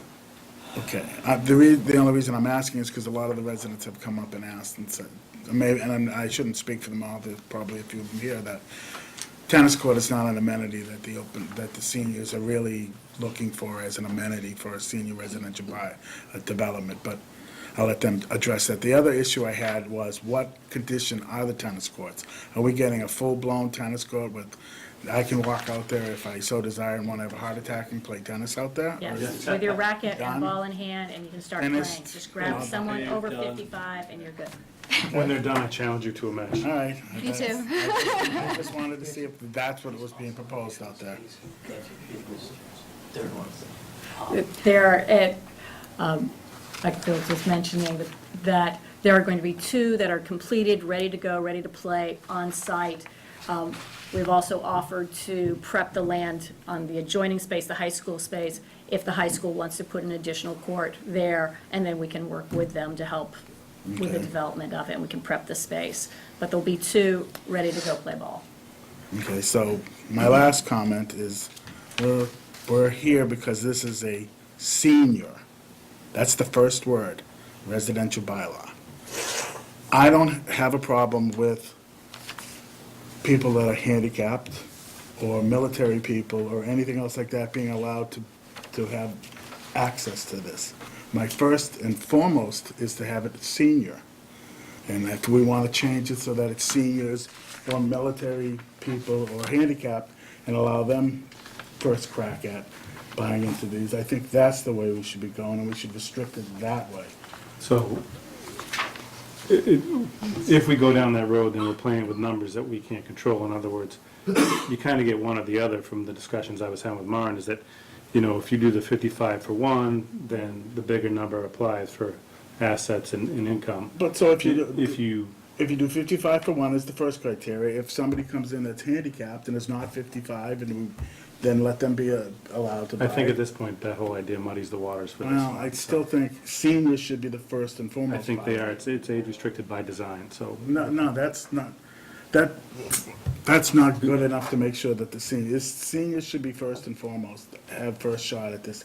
And my other question, I'll come back to that, is what's the price point we're talking about on this project? If I could just answer your previous question, just going directly from the bylaws, it says, while the units do not have to be age restricted by deed to adults 55 and over, they must be visitable and designed for people as they age. So in terms of the letters of the bylaw, deed restriction is not required, but this is part of the design elements, that they have to be accessible. It has to be something that is. That's and we're going- handicapped. You're going by a handicapped unit. That's what it is. It's wide enough, you can put a wheelchair through it, it's zero clearance. Right. That's handicapped. And that's how the bylaws are drafted. But my point is, why are we going through this? Why are we giving you a higher density of seniors? This is a senior, that's the first word. Senior residential bylaw. If seniors aren't gonna have a shot at buying these, then why are we bothering doing it? If we can't make sure that they at least have a fair shot at more than 2 of them, why are we going this A route? senior can buy any unit. There's no age discrimination. It's These gonna are- be, if they can't afford to get in there, most of the seniors aren't gonna be able to afford this. That's why I'm asking what the price point's gonna be and what assurances do we have that they're going to be able to have a shot at them. First-time home buyers are probably gonna be, and that's why you don't want to deed restrict it, because you want first-time home buyers to be able to have a shot at it. This is a senior. My whole contention all along has been to make sure that the seniors have someplace that they can go to. That And is why didn't you affordable. have that in your bylaw? No. It is, it's called a senior residential. It's not restricted. And we are working with the bylaws as they're written, and this is designed to the bylaws as they're written. Design is not senior, design is a It's handicap. designed to the bylaws. What's your price point? So And the price point, as you No, know, let me- we've had this discussion a number of times, and unfortunately, we can't restrict a price on these units. There is a certain cost to build. We've been in front of the board for over a year. they will be built as affordably as possible. A number, But please. I don't have one until we start construction. I mean, And it's market. So it's not, there's no mechanism here to protect anything on that would, The we're way you approving. control market pricing is It is the higher density. Wait a second. Okay. But that's how you help with, Okay. and the size. Do you have a conventional plan here? Can I see your conventional plan? I don't have a conventional. Okay, your conventional plan, how many house lots could you get on this property? Two? How Three? does the bylaw four say and a half that acres. you Wait, can't wait, use a number Mr. of units? I'm talking. I haven't done the analysis. You can put maybe three houses. 4.4 acres. You have to put a roadway in to get them. So let's be realistic. Let's say you can get four. I'll give you four, okay?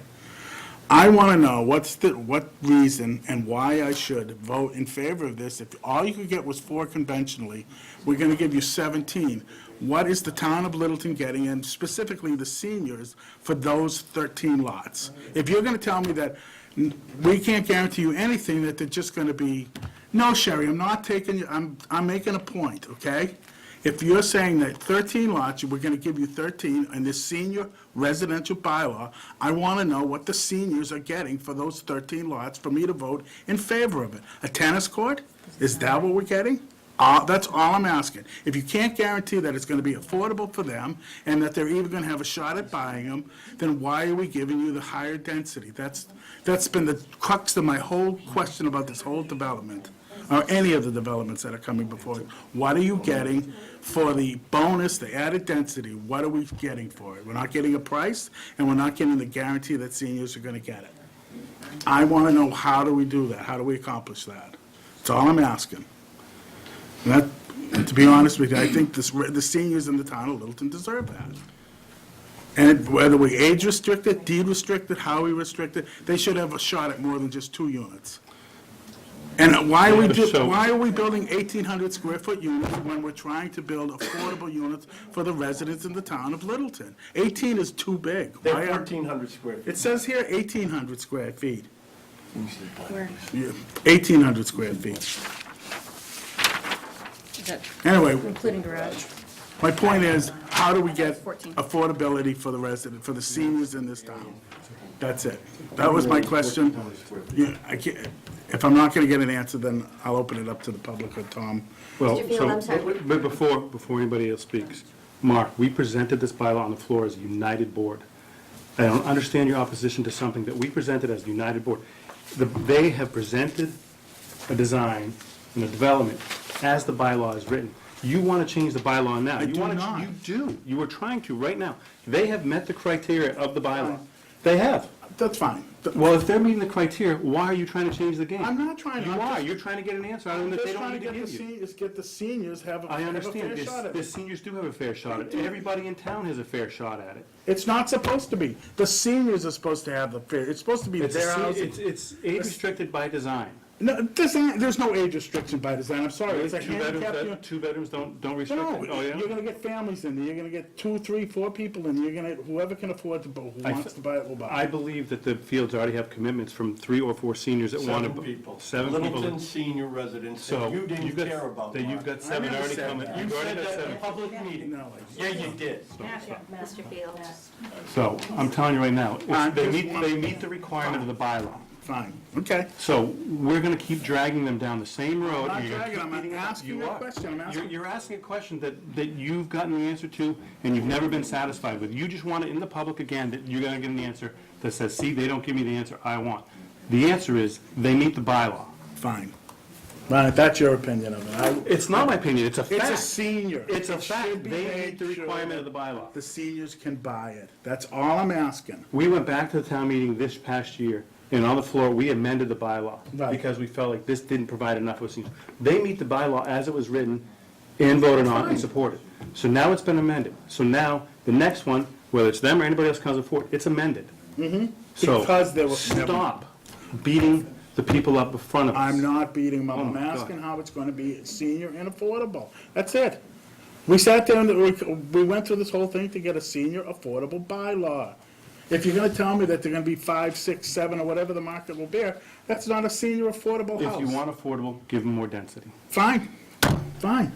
17's not enough? 13 more units than they could normally get isn't enough? When do you stop? What do you want to give them, 50? Give them garden style. It doesn't meet the bylaw. It doesn't meet the bylaw, okay? So they're doing the best they can for. All right, you know what I mean, you know, if you, whatever. We have Mr. Bigelow here from Green. I'd like him to address some of the issues that are still on here. Give us a brief synopsis of it. Yeah, I'll do my best to keep it brief. We already talked about the Mass DOT access permit and the safety issues there, that, you know, the applicant will have to get a Mass DOT access permit because it's on Route 2A. And we would recommend that the board make any approval conditional upon receiving that Mass DOT access permit, or just waiting for the access permit to be in hand before getting the approval itself. There are, there is some work being done related to the minor chord in that property.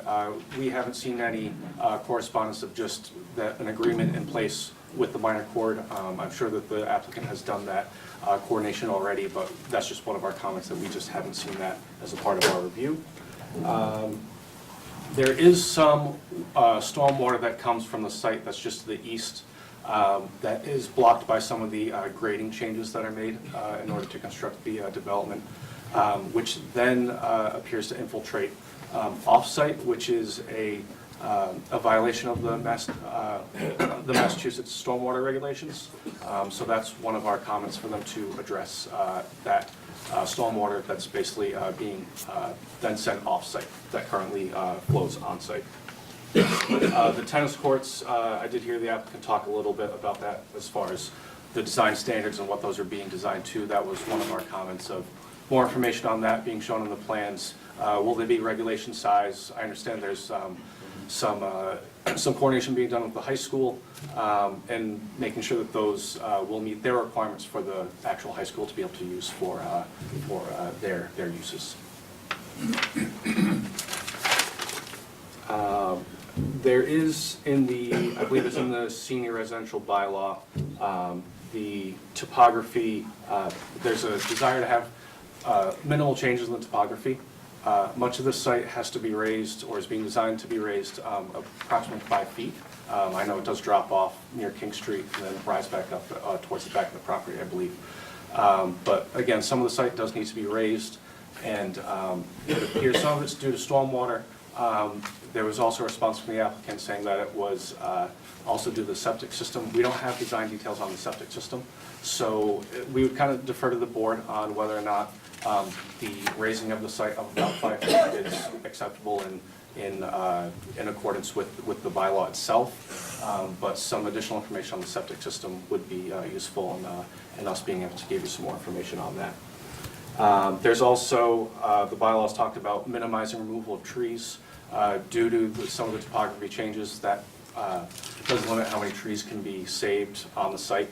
So again, we defer to the board on that, whether or not that meets the spirit of the bylaw, or whether that's an approval that the board would like to grant. There are minor comments on water and Littleton Electric Department coordination, which it sounds like the applicant is addressing. Another part of the site being raised is that the zoning bylaws also say to balance the cut and fill. Again, this does appear to be an import job to bring in a bit of soil to construct the improvements. So that's another thing we've deferred to the board on, but just an issue we want to raise. And then the density, we did review the density. I know there's been a lot of discussion on that. Based off of not excluding open space from that calculation, it appears the 17 units meets the bylaws. If the open space was required to be removed from that density calculation, it would be a maximum of 12 units. Again, we would defer to the board on a determination on how that is to be interpreted in the bylaw itself. And then there's a few technical items. Another item regarding just maintenance of the tennis courts, who has responsibility for that, whether it's the high school or the site after it's developed. And again, some more stormwater treatment, technical things that I think can be worked out. And what's this last one here? There is a area where Stormwater Pond over by the minor court. We do know that the minor court owner expressed some concern about drainage. He has a garage door on the east side of his building, and the way the stormwater is designed and calculated, we feel that the water may not infiltrate as designed and could produce a flooding issue for the minor court. So again, I think that's something that we can work through with the design engineer through the peer review process, but that's pretty much a synopsis of what we found in our peer review. Thank you. Mr. Chairman, I just had a couple follow-up questions. Was there a landscaping plan and from a previous landscape plan or anything submitted to the board? I tried to look back We through. don't have a but- landscape plan. I think we showed some plantings on one of the plans. We don't have a dedicated landscape. Okay. I think that if there's some clearing, maybe we could see how that could be mitigated with new landscaping. I think shade will be important, obviously, it's a smaller, tight development, but if you're walking around and you're, a little bit elderly, you may want some additional shade, and I think that's good. Do you have a plan for snow storage, or just an idea of where you would identify snow storage locations? Not identified on the plan, but we certainly could. We can do that. Would that make any difference to your analysis? For As long as they're recharge? not in areas of stormwater infiltration, the Cultec systems that they're proposing, no, I think they would be able to. It's a relatively flat site, if I recall, so I would think that they'd be able to find a location for snow storage. And then what has been discussed in the past about the maintenance of the tennis courts? We haven't, this is the first. Okay. That would be the homeowners association. But that's a good question, so we'll make sure we put that in writing. Okay. Are you okay? And I'm going to open up to the public. Would you raise your hand and say your name so that Mark can get it for the record? Yes? Hi, my name is Anna. This is my husband and son. We are residents at 94 King Street. So that building, and we're right adjacent to Minor Accord. So because we live on 94 King Street right here, was there a plan proposal to build like a stop sign? Like a stop sign right where the road will be for the 17 units? Because I know, Mr. Chairman, you talked about the stoplight at the high school or something. Because of the space, you have to have it a certain 30 feet versus 35 feet. No, that's the roundings to get out of it. That's just- Okay, but I didn't hear anything about a stop sign or a stop light, because that's gonna affect a lot of traffic in and out. Because we have, besides our house, we live at 94, there's 2 other residences up our private driveway that uses the abatement as well. You're further this way. Yeah, a little up here. No, you're more this way, aren't you? Yeah, down towards that way, right. So I don't know if there is plan for a stop sign or anything. Well, do you mean on King Street? A stop Yes, on King like Street? right between, Not on King Street, there wouldn't be a well, no where planned the stop. proposed 17 units will be. Like, how will the Right. residents? Coming out of the come private out? driveway? The residents would be stopped, absolutely, coming out of, right. So- So the right of way would be King Street traffic. Okay, so they're. Just like it is on Mill Road there. There'd be no stop sign. The through traffic on King Street would always have right of way. Okay. The entrance driveway would have the stop, hard stop. And we have indicated that there's a stop sign and a stop bar Okay. in that location. And my second question is, out of the 17, have you guys sold any of those properties yet, or? We have reservations. You have what? I'm sorry. Reservations. You have reservations. And do you know how many are left out of the 17 units? We have been discussing with 7 people. We have not, everything is subject to the permit, so. Thank you. Anyone else? Yes, ma'am. Sharon Corbin, I'm a senior, and of course Mark, I have to thank you for your passion for our seniors and for the devotion you're giving to them.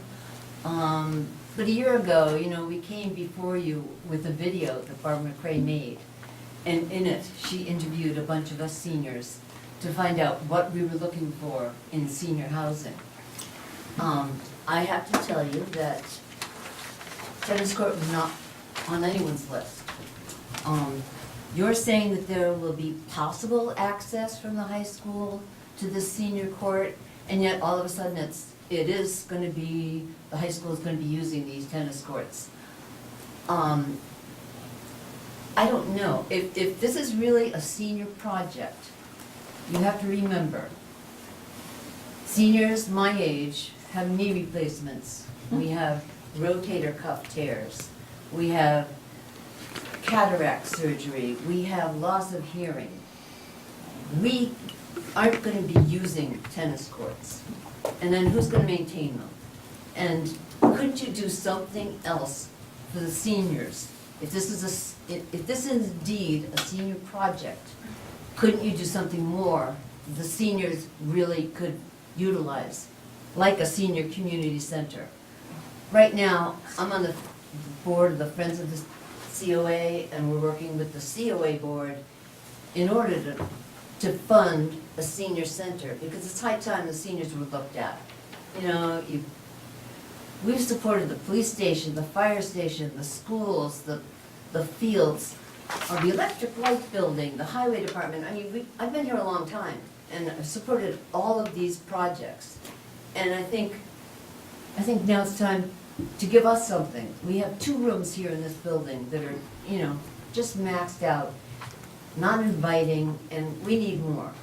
So this is what I'm saying. I want to make sure that this is indeed a senior housing complex that is for seniors, and that you make something for the seniors to be able to use. Mayor, rebut that? Hold on, if I may, just to reiterate, they are proposing to give $45,000 to the Affordable Housing Trust and/or to the Senior Residential I Development. saw that. I mean, So there's well, $45,000 that could go towards purchasing COA facility for Correct. a function room. So they are proposing to do something for the seniors. And then as far as tennis courts go, I know plenty of seniors in their I'm 70s gonna and answer 80s that also play tennis, so. I'm a senior. I play hockey 2 or 3 nights a week. I play tennis. We've built 2 senior neighborhoods in Littleton. So I have given to the seniors, and I keep giving to the seniors. I'm a very active person that is outside. So, support us at town meeting when we hope to put in a warrant for senior center. you're welcome to take the $45,000 and apply it to whatever senior development you'd So like. this is, you're going to give us 45,000, $3,000 per unit of the market rate units. and I thought you mentioned 17 units. There's 2 There are affordable, 2 so affordable those don't get counted. Okay, okay. All right, I just So, wanted to I say mean, my thing. Ed, you know darn well, I was, I remember the video. You know. You made me laugh. Okay. No more No cooking, no more, kitchen. no more I'm just cooking, no speaking for kitchens. myself. Yeah. I'm speaking for No kitchen. Anyone Speaking else? for myself, More I takeout just want places. you to know that, That's when you have. I just want to make sure that, and Thanks. it is, if Mark is right, that, this be a senior, They're designed for the seniors. We have Designed for 7 Littleton seniors. people that have come forward that are seniors.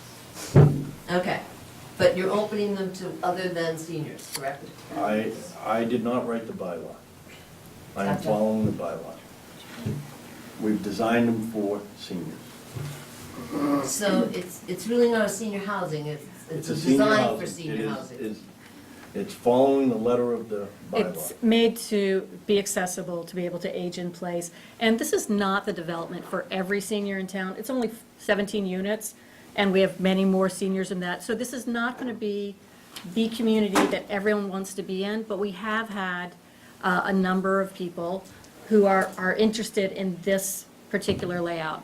And we have heard that the single-level design is very interesting, very appealing to seniors. So yes, it's not going to be for everyone. Maybe this, if you're not an active outdoor garden tennis kind of person, it may not be your thing, but we think this will be a very appealing design for 17 families. And that's all it is. We can't, it's not every housing unit in town. Any other questions back there? Anyone else? Yes, sir. Yep, Paul Tookmakian, 32 Lawrence Street. I want to express my support for the development. I think they've done, they've been here, they've been coming back for a year now, working with the board, and I think they've done a great job to try to meet some of the criteria that's been set in front of them, according to the way the bylaw was written a year and a half ago, 18 months ago. I think that's good. In terms of, if I could address the general issue of senior housing and the board's work on it respectfully, I think it's going to need more work. If you want senior housing in this town and you want affordable senior housing, there's going to need to be more work in terms of getting a nonprofit in here to come and do the development where they can get a lower rate of loans for the development or something like that. But there needs to be additional work, because the way the bylaw is written, you're not going to get the level of senior development that you want. Developers won't, if they're going to go to what Mark is desiring for it, and I respect that, I want that for seniors in this town. They really need it, but developers aren't going to bite. If they're restricted to what Mark wants, they're not going to do the development. They're just going to build more of the same of housing, large, whatever, 33,000 square foot housing on 1.5 acres. We're not going to get the senior development. So respectfully, Mark, I think you're doing a great job, and I like the passion, but the way the amendment's written now, you're not going to get the kind of senior housing you want. Thank you. Anyone else? Yes, way in the back. Yes, Carl Strathmeyer, we're in a butter from the minor court at 80 King Street. If I could just make some comments responding to the peer review engineering study. You had mentioned some drainage issues. Yes, last year sometime when I first saw some of the first iterations of the conceptual plans, we did have some issues, some concerns because of the very same things that the engineering firm, the peer review engineering firm raised. However, I'd like to confirm to the board, reassure the board, that the applicant has been in very constructive discussions with us for months, very much aware of our concerns. In fact, I met with them and the peer review engineering team in the area of our concern, the physical area of our concern, during the peer review. We discussed all of that. The applicant has agreed to help me reconfigure my parking lot to get it out of their land and onto my land, and at the same time solve some of those drainage issues. And if you look at the application materials, there's a pre-development and a post-development drainage on 2 plots. In the second plot, the low point of the property, because of the grading, the low point has been moved away from our building, away from the lower level entrance doors that concerned me, and in a position where we could have natural drainage off of our new parking lot, the reconfigured parking lot, natural infiltration, natural filtering through vegetation, and I think it's a much better solution all the way around. Of course, the plan we're looking at is only a conceptual one, so neither side here has signed off on it, but I think we're making great progress there, and I'd like to reassure the board that that issue that was raised by the peer review is being addressed. Thank you. Anna, you had one more before we move Well, on. one quick question to clarify. So the architectural renderings that you had, those were the ones that you submitted in December, is that correct? Okay, and what is the square footage of those homes? They're just over 1,400 square feet of living area. Okay, thank you. And then, And that drives the price. You can't, numbers Mark was throwing out are not in the equation. I didn't know I made it, said a number, but anyway. okay, you don't need to go back there. Okay. Are you done? So then my comment was going to be, clearly there are a lot of issues still that need to be resolved, through the peer review, and I think that being able to make sure that you follow through on all of those is going to be the key thing. But as painful as this process has been for a year, I helped Sharon bring that video to this board a year ago because I really wanted the type of housing that Sharon and the others were advocating for to be built.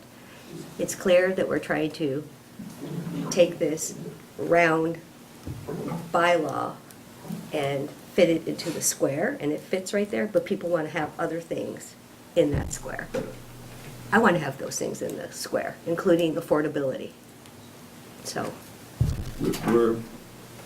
So it's one of the reasons why I believe our chair was asking, what are we going to be doing for the seniors? Because that is their intent. So, I think we provided it. yes, and I'm saying to the best of the ability of the bylaw. Yep. In the back, one more, and then we'll, Warren Carroll, 14 Mill Lane, Littleton. Perhaps you could educate me. I think I heard you say that the amount of land that is impervious exceeds the town requirement. I think it's at something like 30%, is that correct? Yeah. Or is that 40% and it should be 30%? Yeah, percentage of impervious surfaces is 42%. And the town regulation is what? They should be between 15 and 30 for a special permit. You just educate me. Does that mean that they would like to get that criteria satisfied? Would they go like to a Board of Appeals? No, they come to us. It's an Aquifer Water Resource District special permit, and because they're treating all of the affluent, all of the runoff on site, they actually are entitled to the special permit, because they're taking care of all the water, all the drainage on site. They're treating all of their water, the runoff, the roof gutters, the roof drains, so they're entitled to variance. Reduction or Correct. relief from that? Yes. Okay. Thank you. yes, sir, one more, and then we'll. Andrew Kislev of 94 King Street. I have a question about treating drainage water on site. Will it actually bring groundwater's level up for the abutting neighbors? I believe that the water now, the way the site is now, the water infiltrates on site. The water, for the most part, is not leaving the site. So if the water is infiltrating on site today, and they've designed the site to infiltrate all the water on site in the future, that, no, there really shouldn't be any change in the groundwater elevations. The pre and post development will be the same. You're not supposed to notice the difference. And on-site sewer will not change any in this equation? I was expected to. No. All right, so we're going to continue this till next month, I would assume. I'm not sure that we need to. We have peer review comments, and which would typically be incorporated into your findings of the decision that we'd have to comply with. Do you have 5 or 6 points that we need to decide whether we're going to, that Green has left open, that are up to us to decide? We're running late now, so I think we need to address those, bring ourselves up to speed on the 5 or 6 points on this that need to be addressed, and we'll do it at next month's meeting. We haven't gone over them. They're all up for our decision. They're all left up to the board to be decided. They're all things that your board has talked about and they've agreed to. No, You want some shade trees? How many issues are still outstanding on this, on your, I would say there's 4 issues that I raised of that we're looking for input on from the board. for the board to decide? You know, one of them is the Mass DOT access permit, which is also That kind of could out be a of condition. the board's control. We'd ask that would be a condition of our approval. Can you read the next one? The 4. So the topography, with the site being raised up, whether or not the board has any issues with that. Could you identify the elevations on the plans from what they are currently and what they will be post-construction in an elevation drawing, and in that, we can take a look at it.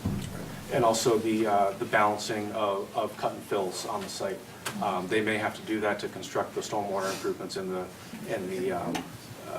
the septic system, so it may be infeasible for them to do anything else, but that is in the bylaws about balancing cut and fills. Did we show that? The density. You can't balance cut and fills, yeah, so. I can talk about these things if you want. Yeah, if you want to respond to them, we'll let them go. That's No, fine. no, Density, I'm not ready to close which this. there's been discussion Are you on, ready to and close? the trees as well, the cutting of the trees. Right. The bylaw talks about minimizing the impacts to existing trees, so. In the minimization, and if the trees are cut, they're talking, Kristen had requested some shade trees be planted along the Yeah, walking. we're all in agreement with that. And MassDOT, they We can ask to have it closed, can we not? I'd like to make a motion to close the public hearing, contingent on all the 4 items listed by Green. Also like to see a plan showing the shade trees proposed on the walking route, the new bicycle rack that we were talking about. Kristen, you had a couple others that you. Well, should we close the public hearing if we're asking for new information, or should? I don't think we're asking for anything new, because they Okay. can't, because he can. Did you want to condition those items Yes, prior to that's- issuance of a building permit or something like that? Is that what you Correct, intended? so they have to go to Mass DOT, they have to get their Okay. approval, so all these I'd like to condition. to- Okay, so I didn't understand what your intention Right, was for so, the plans to come back. Okay. Yeah, Everything's conditioned. I think they still have Board of Health approval, they need to same. If we close the hearing, we can't take any more input, and if we still have questions for Green, if Green still has questions, we preclude them from being able to put anything else into it. I think what Ed was suggesting was to condition those things, that prior to issuance of a building permit, the applicant shall submit, a plan of, a landscape plan, or prior to issuance of a building permit, the applicant shall submit, shall obtain approval from Mass DOT for their access permit. And I believe they still need approval from Board of Health as well, so. they Is have- that what you intended by that? Yes, it is.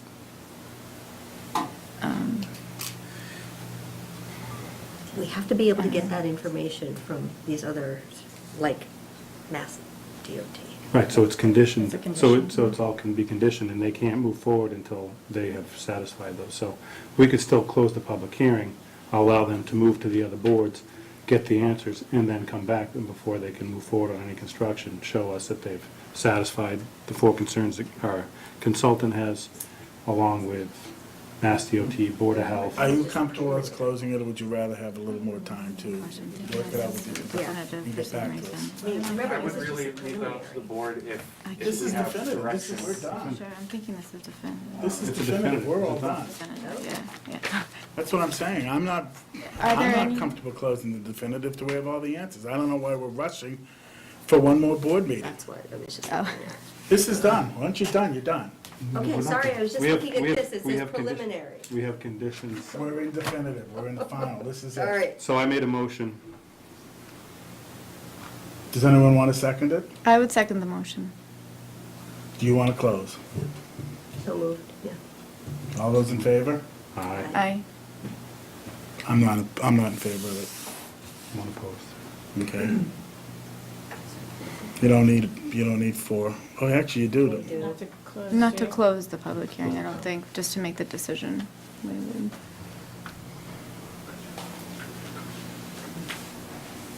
I mean, they can't move forward on anything if they come back with poor results. We still have questions. Well, you know what, you guys voted, it's fine. No, never mind. It's a moot point. We didn't even vote on whether the density, but that's all right. Okay, so when do you want to vote it? Or do you want to keep going? We're already late. You want to wait till next month to vote on it, or what do you want to do? We're here. So we have the peer review has 4 outstanding items. We have the landscape plan we're looking for with the items that Kristen suggested, which are great that they've agreed to.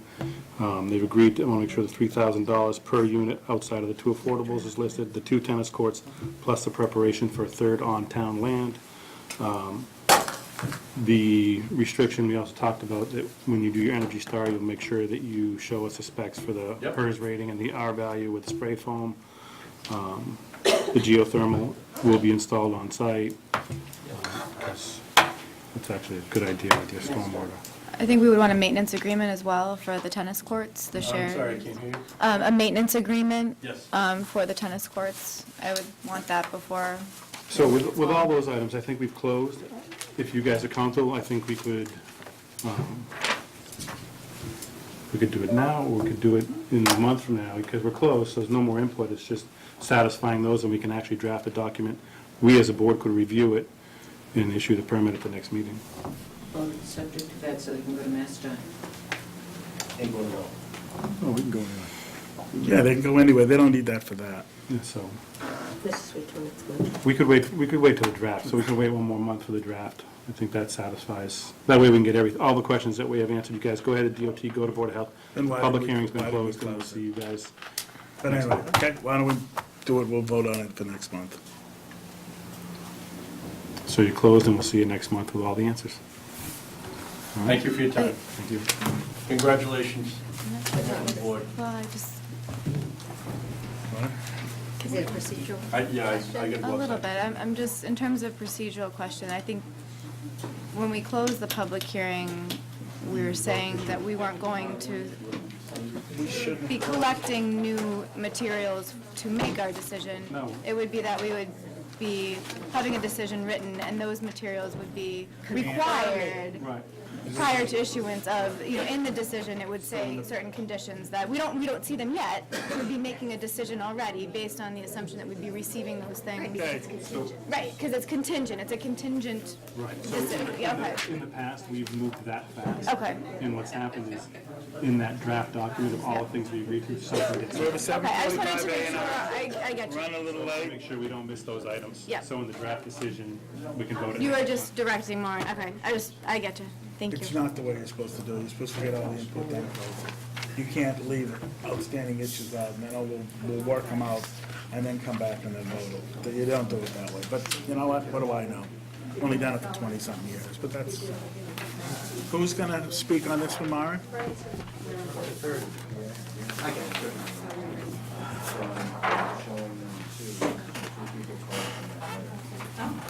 Terms of affordability. I feel like we need to, or an open meeting, we'll talk about it later, it shouldn't be side conversation. Sorry. What do you got?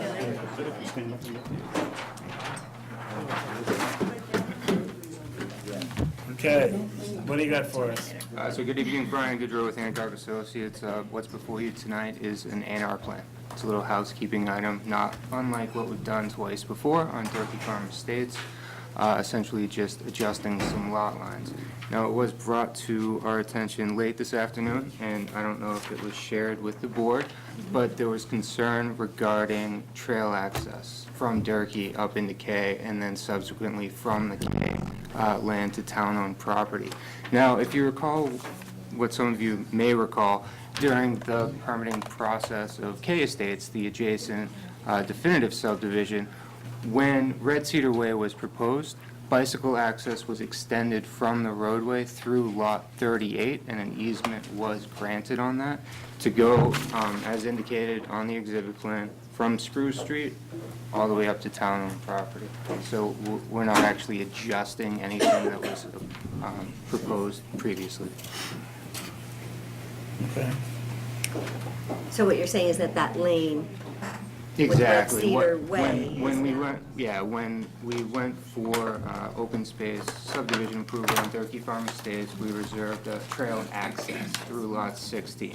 Now that Red Cedar Way is basically running up that trail access and replaced it, we extended it further into K on Lot 38 and maintained that straight path. And that was in discussion with Okay.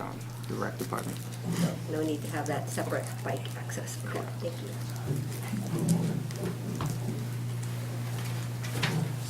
Board have any questions? Pretty straightforward. Very straightforward. Yep, thank you. Can the seniors ride their bikes on that path? They would like to. What's its steepest grade On the actual roadway? on the, I would have to look at the definitive. I believe roads are capped at 4% at the intersection, so they're not climbing a mountain. You want to make a motion to approve it, the revision? What do you want to, just let them have it? Maybe we should sign it. Make a motion to approve the request. Second. All those in favor? Aye. So, we usually sign it right away, so if you want to, first thing you get to sign, go ahead, go for it.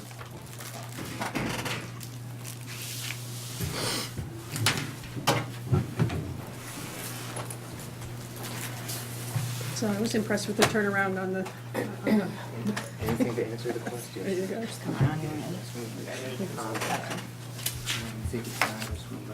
Come, why don't you go ahead and grab it?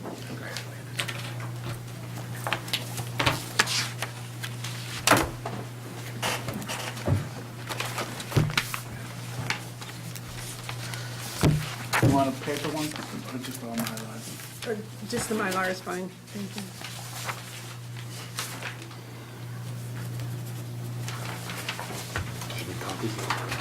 You're gonna sign all of them, you know. Now you want them all signed. Just the Mylar, I think, right? There's 2 Mylars here. Just sign it and keep moving. You just want the top Mylar, that's it? Just this one? Yeah, just that one, that'll be fine. Yeah, just. Yeah. So if you would shoot a scan of the signed one, that'd be great. And somebody want to put the February 7 date on there? Thank you. 7? Yeah. 2019. I just wrote 19, I had to shorten it up and get it over with quicker. No fun today.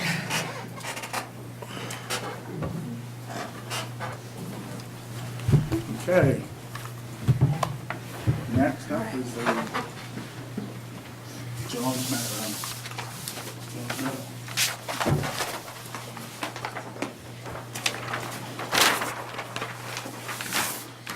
Yeah, absolutely.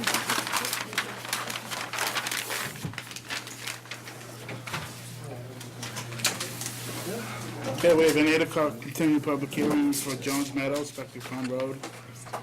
Definitive subdivision senior residential housing bylaw. Development, special permit aquifer water resource.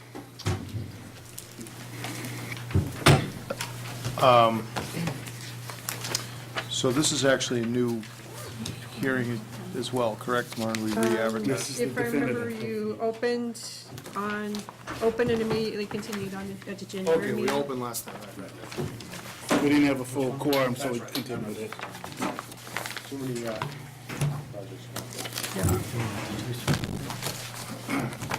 Well, thank you for your time this evening, and I know we're past, so I'll try to be brief.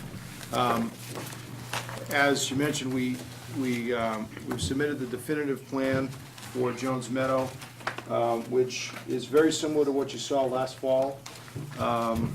It's a 19-lot, I don't know if they'll be on the screen, but I'll kind of point out this. A 19-lot subdivision on a 730-foot cul-de-sac street. On this particular project, we received the peer review comments earlier this month, a few weeks back. I think it was on the 25th of January. And we have been working through those comments. We're probably about 90% of the way through those.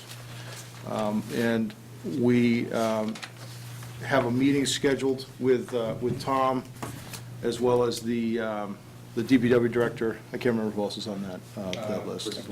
Mara. Next week, Tuesday, where we'll be sort of hammering out the final details on that, and we expect to have a revised set of plans back addressing those comments shortly thereafter. Several of the comments asked us to go meet with the town department, so we've actually already met earlier this week and last week. We met with the light department to get their input on the project. We met with the water department to get their input on layout of the water main. We have met with the DPW director directly already to talk about some of his concerns. I know he issued an email, some comments by email as well, so we sort of met with him to make sure we understood where he's coming from on those. And we've also been working with the fire department to satisfy turning movements. They have a new tower truck that they asked us to analyze, so we've done that for the project. And actually, they issued a memo, I think just today, saying that we've accommodated those comments. So that's really what I wanted to report to you. The plan hasn't changed much, but it is, I guess, I'll go through it again because I know we have a new member, and I apologize, I forget that. So we have 19 lots. Each unit is we're proposing a cottage-style single detached units. each on their own lot. Each would have their own individual septic system and their own driveway. The site has been designed with sidewalks on both sides, so we have a sidewalk all around the edge of both sides of the road for accessibility. Again, accessibility was something we heard loud and clear from, I think, the board and from Ms. Barrett's review comment during the summer and fall as we were going through the process. We've also, in dark green, is the open space. We're at about 40, I think over 40% open space. And we've included 2 parking areas, one here, which would access this portion of the open space, and then another one up here, which would have 2 purposes. One would be to provide access to the existing conservation land across the street. And the other would be to be a bus waiting area. We're actually in conversation with the DPW director on that. There may be some modifications that he is suggesting on that. We expect to hammer that out on Tuesday, so the jury's still a little bit on the final configuration of that area. We're proposing street trees in accordance with your subdivision regulations. We are asking for, and I think if we want to talk about anything tonight with the board, it would be particularly 2 of the waivers that we're requesting. We are requesting a waiver from the requirement for granite curbing throughout the project, and we're requesting a waiver from the installation of concrete sidewalks to install bituminous sidewalks. That waiver request is still on the table. I know that after seeing Mr. Stoddard's email and from talking with him in person, that he is not going to support those waivers, but nonetheless, our waiver request remains, so we'd like to sort of get a feel from the board as to where we're going to land with those things. Again, water, public water connection. So we've met with the water department. They had some comments on the layout, asked us to shift the location of the main slightly. So we're making those revisions now. We'll have those in our revised set. And the electric department is actually took a copy of the plans, is marking them up for us where they would propose to have transformers, pole boxes, where they'd like to see the conduit runs. So we will also be incorporating that into the revised plan as well. And then on the fire side, I think I said the fire department, we provided the turning radiuses to them. They issued a memo, but all of those turning radiuses we'll be submitting into record when we submit the revised plans. I think that is all. You guys have anything you want to add? Or? Well, all the homes are going to be Energy Star. Appliances, doors, windows. As far as insulation goes, there'll be R43 in the attics, R21 in the walls, and R30 in the basement. The full basement for storage. 0-step entries with a porch over each entry, protected from the weather. Other than lighting. Lighting was a question. The light department said that they would put, we got to put a pole over by the entry to cross the line over. Put a LED light for the intersection. But I know in Tom's review that he was questioning more lighting within the project, and that's entirely for the board.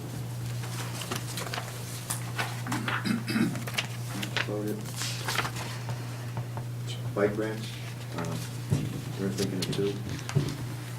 One up the open space entry, and one over by the parking for the walking trail. I also talked to the postmaster, and she was saying at station 175, I believe, she'd like cluster boxes rather than individual boxes per unit.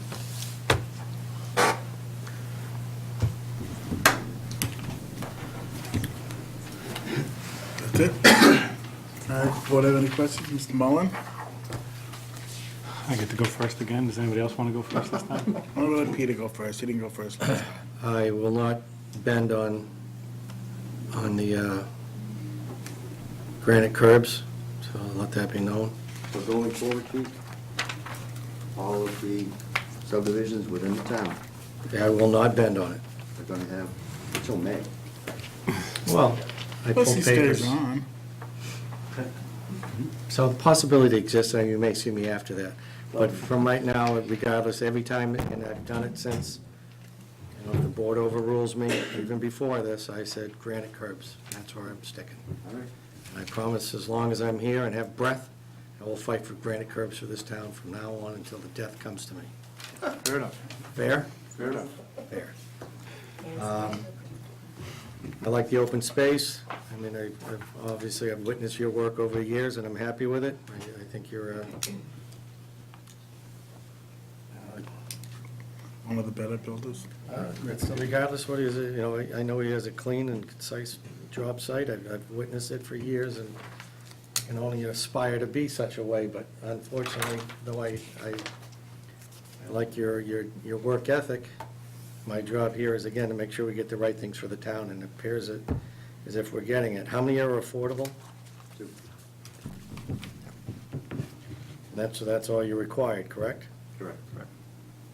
Are you proposing anything else as far as any recreation areas, any, besides, Well, that open space there is pretty unique. It's flat, it's dry. 100% uplands. is there a way to, Including your detention pond? What's that? The detention pond, is that part of the open space, or is that going into the subdivision? There's actually two, if I could, if I Please. may. We meet the open space requirement with just this chunk right here. You can see we have a line right there. Mhm. So we actually created two parcels. This meets it actually exceeds the 30% requirement.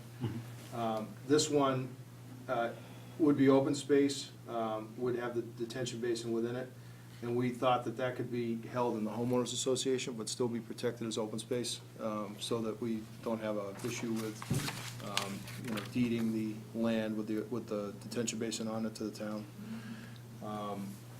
So the So that- balance. would that address Mr. Stoddard's concerns of having the maintenance fall on the highway department? You guys would put it in the homeowners? Right. Okay, thank you. Yeah, that's one of the things we've been talking about. A couple of things, if you're, are you? I'm all set. I mean, again,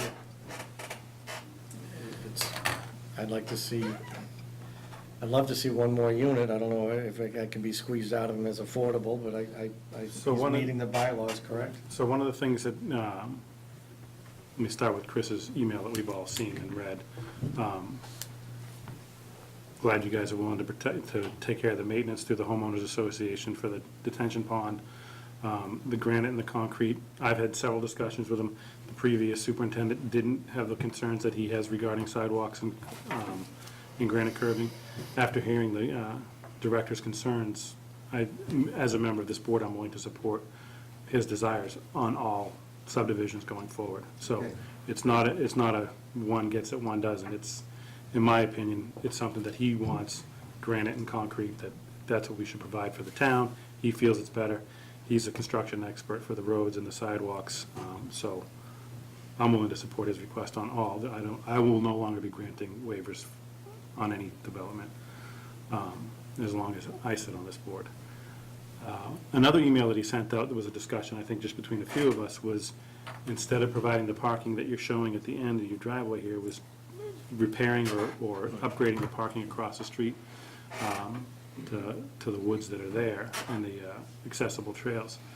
I don't know how you guys feel about it. I thought it was a brilliant idea. I think it's a good idea. Yep. And if we wanted to take it out of the end of this one and just make that more of a mailbox location and a bus stop, and then pave an area across the street that would benefit all residents of Littleton and not just the residents of your new subdivision, I think it would be something that would be beneficial to the town.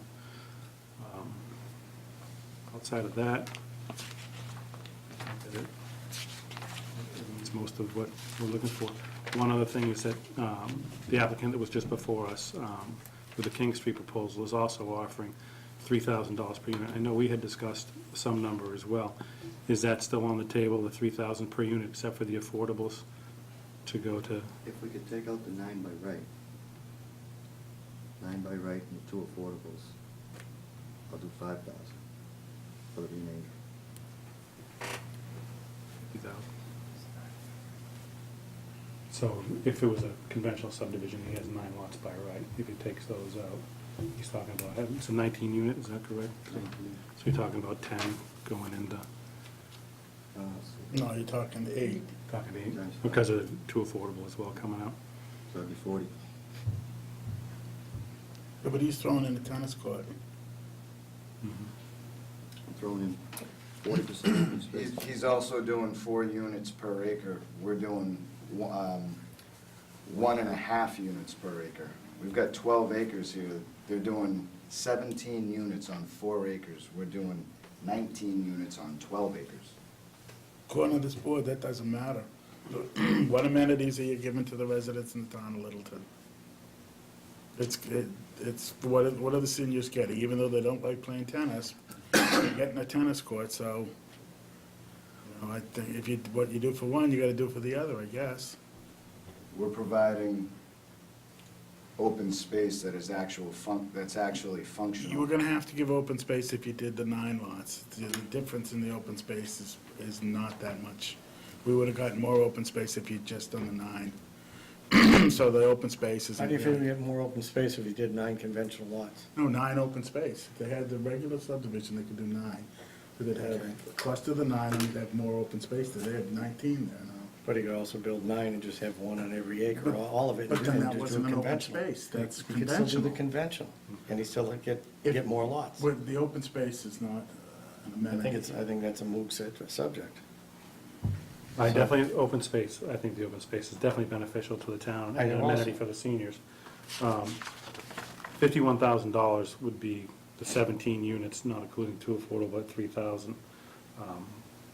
The applicant who has the 15 lots is providing us 45,000.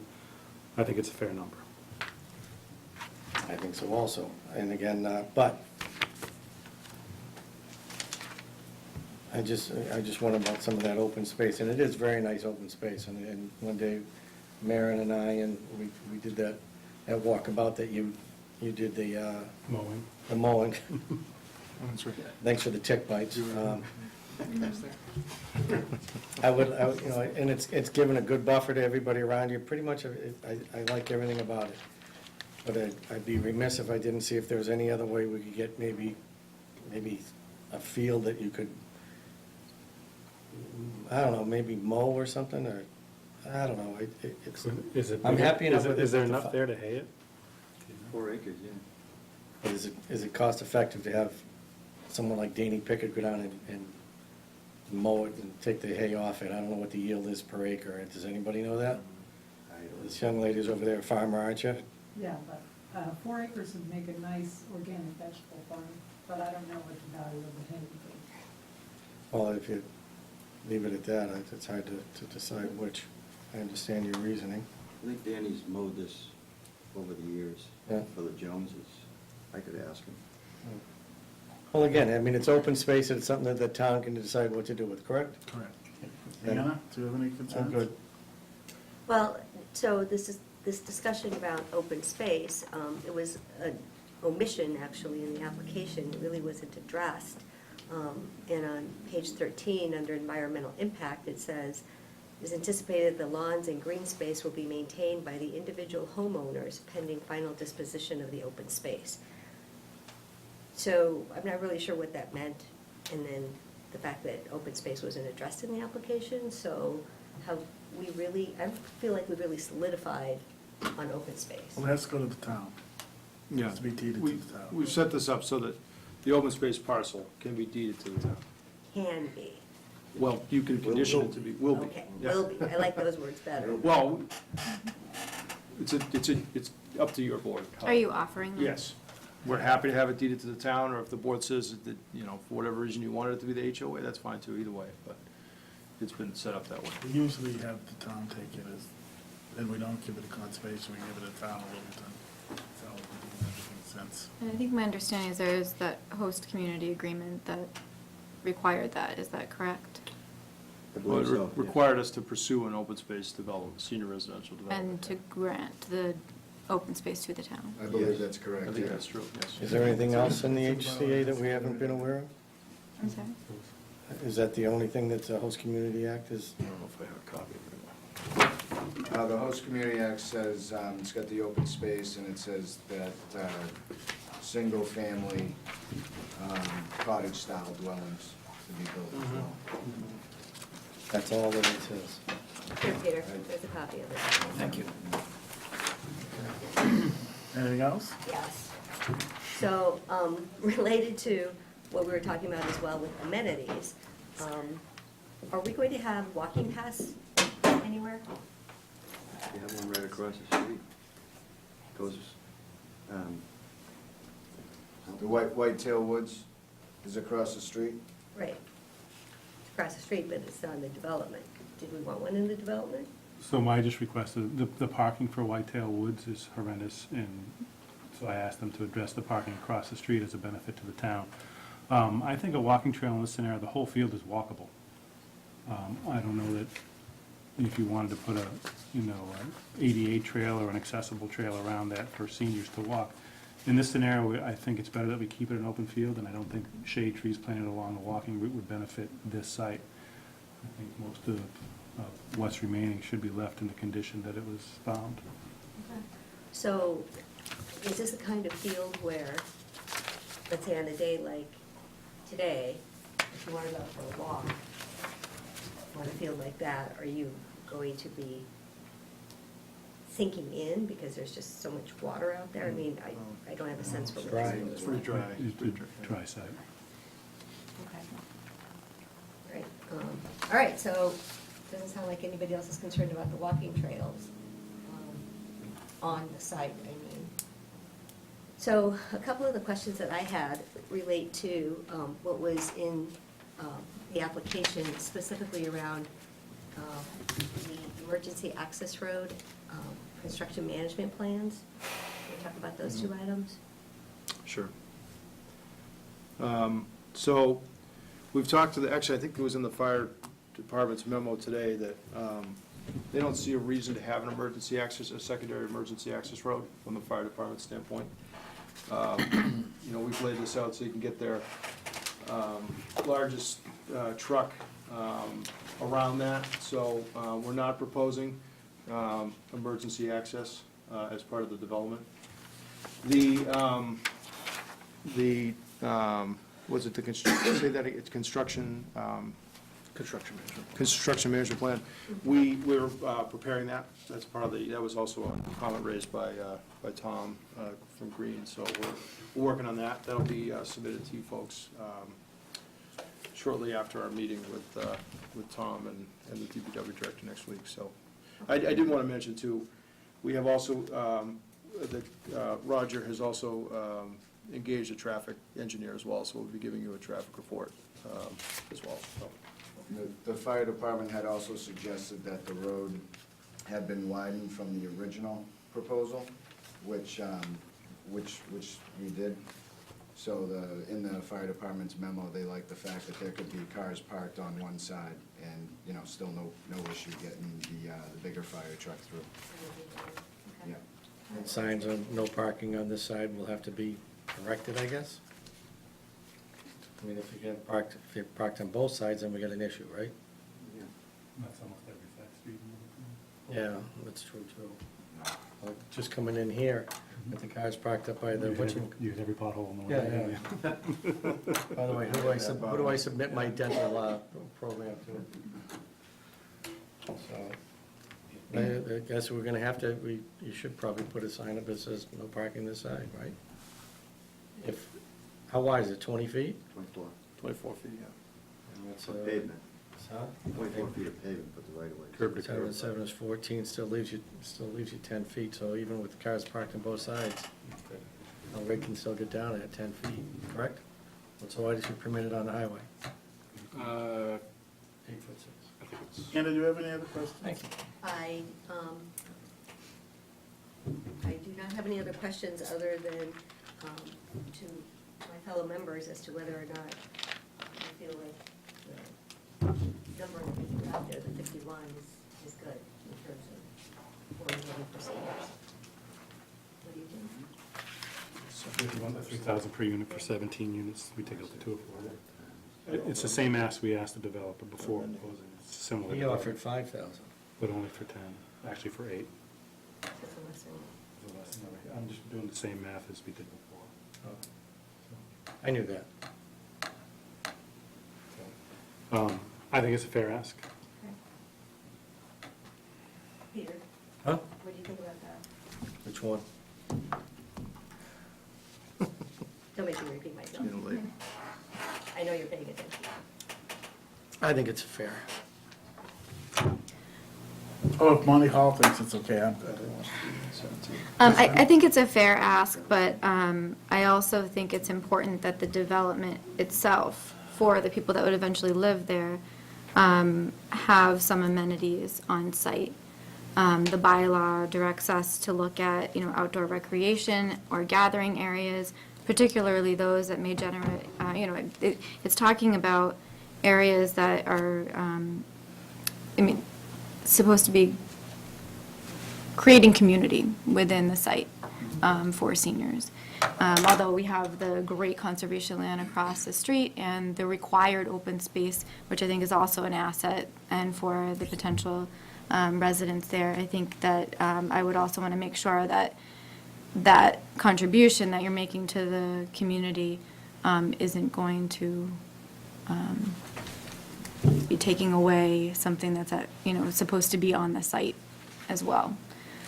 So that's just, I have a couple other questions and comments, but and I don't want to, if you have more to go. What you're saying is you don't think there's enough amenities on it as it's proposed? Well, I guess if you're done, I can go into that, but I just wanted to comment on, that's where I agree, I think that's a very, that's a great contribution. I have 2 other questions, but do you want to go ahead and then I'll... No, go ahead. You finish. Okay, so there was a comment that was brought up by somebody, and then in looking at page 42 of your application, related to making sure that the 2 affordable units look exactly like the typical units, market rate units. It says each market rate unit will have 2 garage spaces and 2 exterior, and each affordable unit will have 1 garage space and 2 exterior. So There's going to be market rate units with just 1 garage, so they'll be mixed in there. You won't be able to know the difference between the affordable unit and the market rate units. So some market rate units will have 1 garage? That's correct. Okay, so you want to adjust your document then? And then the other question, I think, is probably a broader question as we talk about the deed restrictions. You mean the over 55 deed restriction? Are you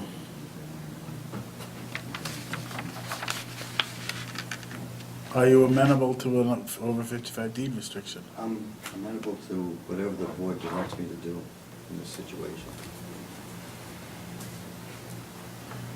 So a deeper discussion is needed with Jim Gareffi as well. I understood the interpretation differently, and that's probably I because I think we don't would work still with that. design them based on the 110 per bedroom. Because, So you meet the 220 requirement. yeah, because even if you deed restricted it, and I don't know, are you thinking of deed restricting some of them, or all? I'm not sure I'm I following. think if we deed restrict the whole development, then we open it up to a higher,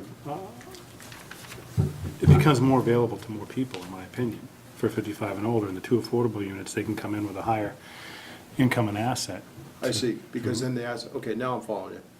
So, I mean, if the board imposes a condition that deed restricts all these to over 55, we would... For one household member. Yeah, one household member.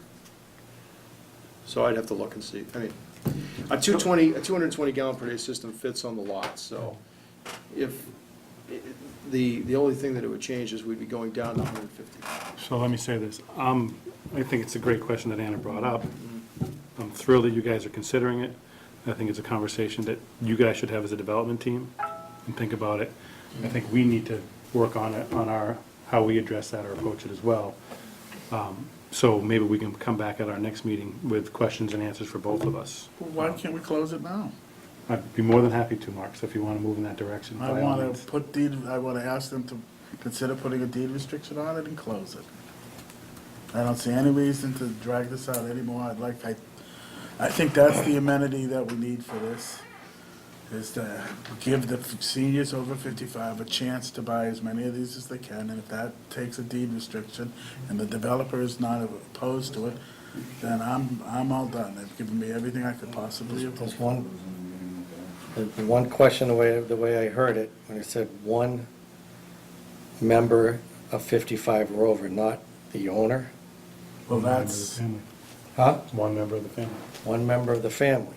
Well, I'm not sure, I don't know whether that's a sticking point. Does it have to be the owner? I intend for one of my children to be extremely wealthy by the time they're 20, and then they're gonna buy me the house up there, so they can be the owner, but I'm gonna be the resident. I'm just curious, how is it regulated if it's That's what I'm- one member of the family? That's what I'm worried about. The Does it say application. member of the family or one occupant? well, How does it read? I That's think the- since the income and the amount of money that you get to take with you, That's the statement. It would have, it most It would likely have is to be one the of the, buyer. one of the, so if One of it's, the owners. if I think it's it two is. owners buying, it would have to be. I think it's, other developments I've done, which are over 55, I think you needed to provide documentation in order to buy the unit, that you had to sort of satisfy those criteria. And I'm not Again, sure, I'm not sure how they, if it was in a master deed in that case, or I'm not sure how it did, but I think it was at the purchase, or before you could put a deposit down or something, you had to, there was, Need to right, show. right. As well as the two affordable will be deed restricted as well? two affordable, the deed or income restricted as well, yeah. But over 55 plus restricted. Yeah. Well, our idea is to put seniors in. So why don't we just blanket it? But the wording is something that I would make a motion that We'd have to get town council to weigh in on it and get it correct. for the word and the verbiage to be correct as far as it comes to the final ownership and I'm not sure the right way to say it, but if you're agreeable to a 55 and over restriction, and we can put it down so that we're assured that one of the owners, if that's what it requires by town council, then I'm happy with the project as it stands with the conditions we've set. I'd like to. I would like a I gazebo. have a few more comments and questions, if you don't Okay. mind. The peer review by Judy Barrett talked about trying to meet the accessibility standards of the bylaw, and how the site is laid out currently. The sidewalk is cut by driveways. Basically, there's a small section of sidewalk, driveway, sidewalk, driveway, sidewalk, driveway. Have you considered looking at, instead of doing fee simple lots, is having a condominium ownership, so that you could actually, think of ways to have a shared driveway to orient the buildings in a different way, so that there's one curb cut going into like a side garage door? Does that make sense? Well, so the whole idea was to create a subdivision situation so that the road is accepted by the town, and the residents there aren't going to be paying to maintain that road and their HOA fee, to keep that HOA fee down to a minimum. If you So each understand lot has its own driveway, so. Didn't we make adjustments? It's Oh, still, we a did lot of make people adjustments. walk in the So, road. based on Judy's feedback, we did make adjustments and reduced the number of curb cuts. I don't know if Greg has. Well, they all still have, We went from 30 to 19. And then we tried to consolidate driveways too, where, especially along the cul-de-sac,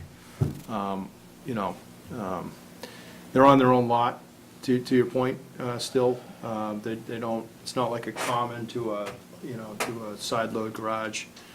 because the lots don't lend themselves to that. But we did try to consolidate driveways next to each other where we could to try and consolidate those curb cuts with the sidewalk The crossing. ones on the cul-de-sac look like they meet each other at the point, so They there's do. there's gonna be no curbing. No curb cut there to transverse. Is that kind of what it looks like?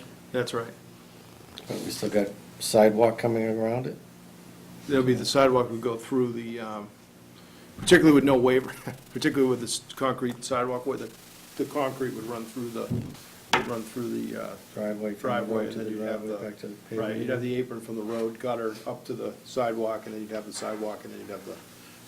So the concrete is continuous throughout the whole, It would be, yep. so that I think addresses, there's no curb cut in that scenario, so you're not going concrete to asphalt concrete, you're concrete the whole way. around. Yeah, and I meant in terms of conflicts with someone backing up that maybe doesn't see someone. Yeah. But do you know, Maureen, is there a requirement that the town, I mean, if it were built to subdivision standards and the land around it is condominium ownership, but the roadway were to be built to subdivision standards, would the town still accept that? As long as the roadway is built to subdivision standards, yeah. So it doesn't necessarily need to be, the land itself around it doesn't need to be in fee simple to still meet that achievement, so that the residents don't have to pay for it in the future and reducing the cost for the future seniors. We asked them when we originally tried to get this design down, Pat, to give us single-family houses. They're not duplexes, they're single-family, so each one's gonna have its own driveway. So just by the sheer number being 19, they're gonna be 19 driveways. So there's gonna be 19, you can't, it's not gonna be a shared, there's no shared driveways there, there's no duplexes. So I guess, do you mind if I actually draw just what I was trying to, I mean, because they would still be single family. You can mark on that if you want, whatever you want to do. I guess what I was thinking was, if you had just a condominium ownership, and imagine this is gone, you could have the garages on the side. Yeah. And have one driveway coming in to serve the 2 units instead. So therefore, you're reducing the overall number of curb cuts. And you're taking the garage out of the front facade as well, so that you could actually provide potentially like a front porch and have more of that community interaction with one another rather than the face of the garage. I don't think I'd be able to meet my sideline offset. From, if there was all condominium ownership without fee simple lots, I I don't. think it's in the HCA that they're not supposed to be condos. Is that? I don't think it Say that. addresses the ownership type It just style. says cottage-style dwellings, but actually it doesn't say single-family, but I guess in our bylaw, we define cottage-style as single-family. But that's just the dwelling type versus the ownership of the land structure. So it's just an idea, I didn't know if you thought about it, to try to, again, create more of a walkable, accessible development. I gotta tell you, I hear the point, but we're talking about 19 houses. I really don't think there's gonna be a lot of pedestrian traffic. The one we just approved has 11 out of 17 driveways going into it, so it's not that much of a, it's not that big a difference, so. And when Judy had written those comments, it was, there was 30 It was driveways. based on 30, yeah. So it was 30, and so we drastically reduced the number of driveways as a result of her feedback, from 30 to 19. Do you think this is, do you think this is achieving Why would you have? better walkability? I mean, if we're thinking about, we have a special permit here, we have the opportunity to make, really the best that we can make it. If you think it's achievable, or you see in some ways that is not achievable, We asked them for individual houses, that's what they're giving us, single-family homes. Each one has to be serviced by a driveway.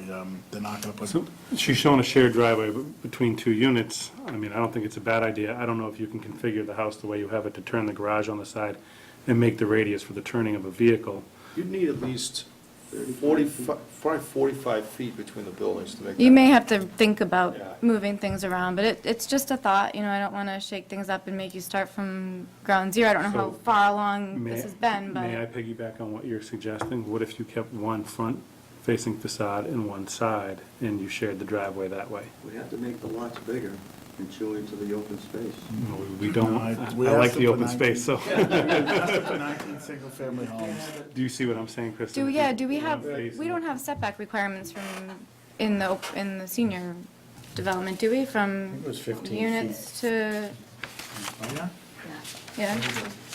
Right, We I asked think for so. 19 single families, so you have to have driveways for 19 single. Okay, I didn't know, when you say single family, I didn't know if you meant you actually wanted fee simple outright lots or just single family units, because those are kind of two separate Right, we didn't want things. duplexes or quads, we wanted single families. Single family, one story is what we told them to come back with. And they came from 30, which Yeah. that's what Judy's addressing, down to 19. Yeah. You know, it's, Oh, that's fine, I mean, you can't see the lot lines when you're out there, and it's you a know? lot, So it would it's, still look the same, but you wouldn't see it on the ground, so. it's a big difference. This is 750 feet long. 730. The other one was 400 feet and it had 11 curb cuts in it, as opposed to 750. 1,400 feet, I think. It was- Well, he's talking about the King Street. Oh, I'm Yeah, sorry. it had, you know, so if you didn't have, what I don't get is if you didn't have a problem with the last one, about the fact that it had 11 cuts of driveways in the road, this has, If I may, I like the fact that, you know, you're thinking how to reduce the curb cuts and such and make it easier, but, you know, I watched my mother back up, and I'd rather have all that room to herself than have to worry about backing into another car with two garages facing one another. The only way you could get around it is if you connected the houses That together. could create community, though. Yeah, well, yeah, nothing like a good fist fight between some 80-year-olds. Yeah, but no, I mean, to your point, Mark, I agree there were a lot of curb cuts in that one too, but they did do that driveway consolidation. They were able to use one driveway for two, you know, for the duplex op, yeah. So it's just a thought, you know, but that's one comment. In terms of Energy Star, you were talking about Energy Star appliances. Appliances, doors, windows. Would you also be doing meeting Energy Star code, or just, are you talking about Energy Star compliance? I'm sorry, Energy Star code compliance or Energy Star appliances? Because I think those are two separate things. Both. Okay. And then, As well as low-flow plumbing fixtures. And okay. The other thing you know, I thought that was really interesting, hearing that the King Street development was looking at geothermal. Is that something that you've considered as well? Okay. Are there other things that you're doing for green design? I know our bylaw talks about energy efficient design techniques such as natural heating and cooling systems, use of sun and wind energy generation systems and so forth. Is there anything else that you're doing on site? just hot air furnaces and air conditioning.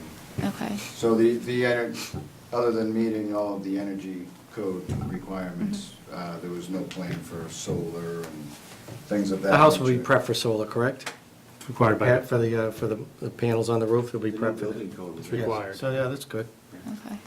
And there was a comment about lighting on site, is that right?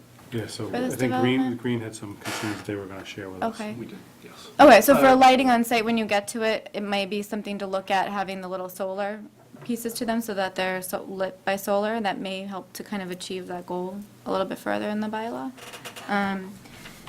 In terms of meadow maintenance, who would be in charge of that? The town, it's gonna go to the town. Okay. And actually, that's been an issue of how to make sure that that happens. Yeah.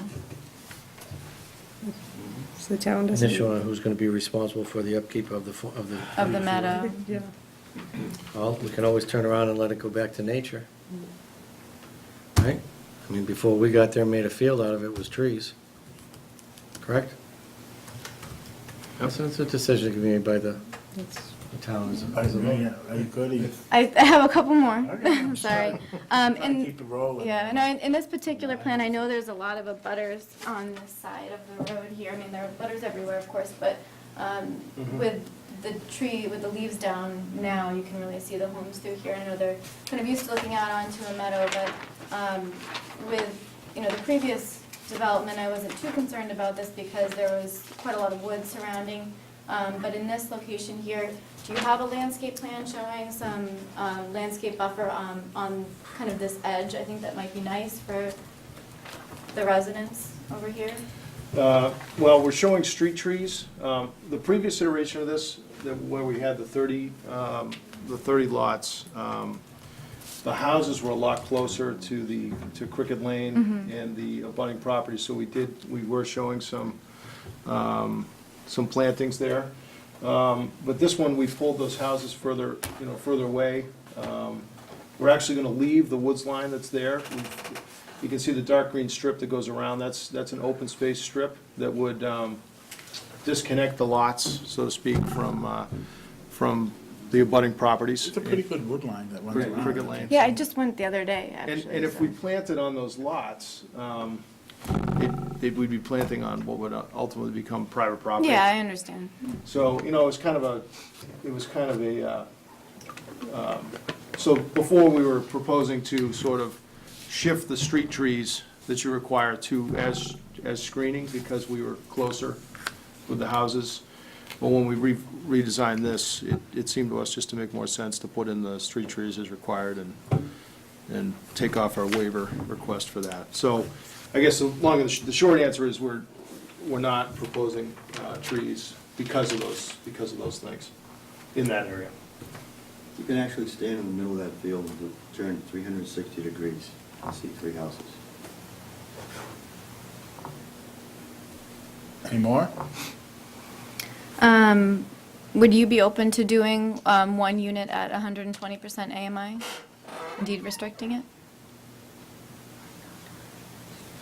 I don't know what you're asking there. So we have a inclusionary zoning bylaw that requires you to provide the 2 affordable housing units at 80% of the average median income. And I think that might be a nice asset to the town and to the seniors to have another unit deed restricted at 120% of the average median income. And I think that would go a long way, in terms of providing an additional level of affordability. Obviously, it won't count towards the town's subsidized housing inventory, but it is something that, other developers do. So the SRD bylaw allows 4 units per acre, and we've got 12 acres, and our previous proposal was for 30 houses on the development. And with that proposal, we were offering 6 affordables. And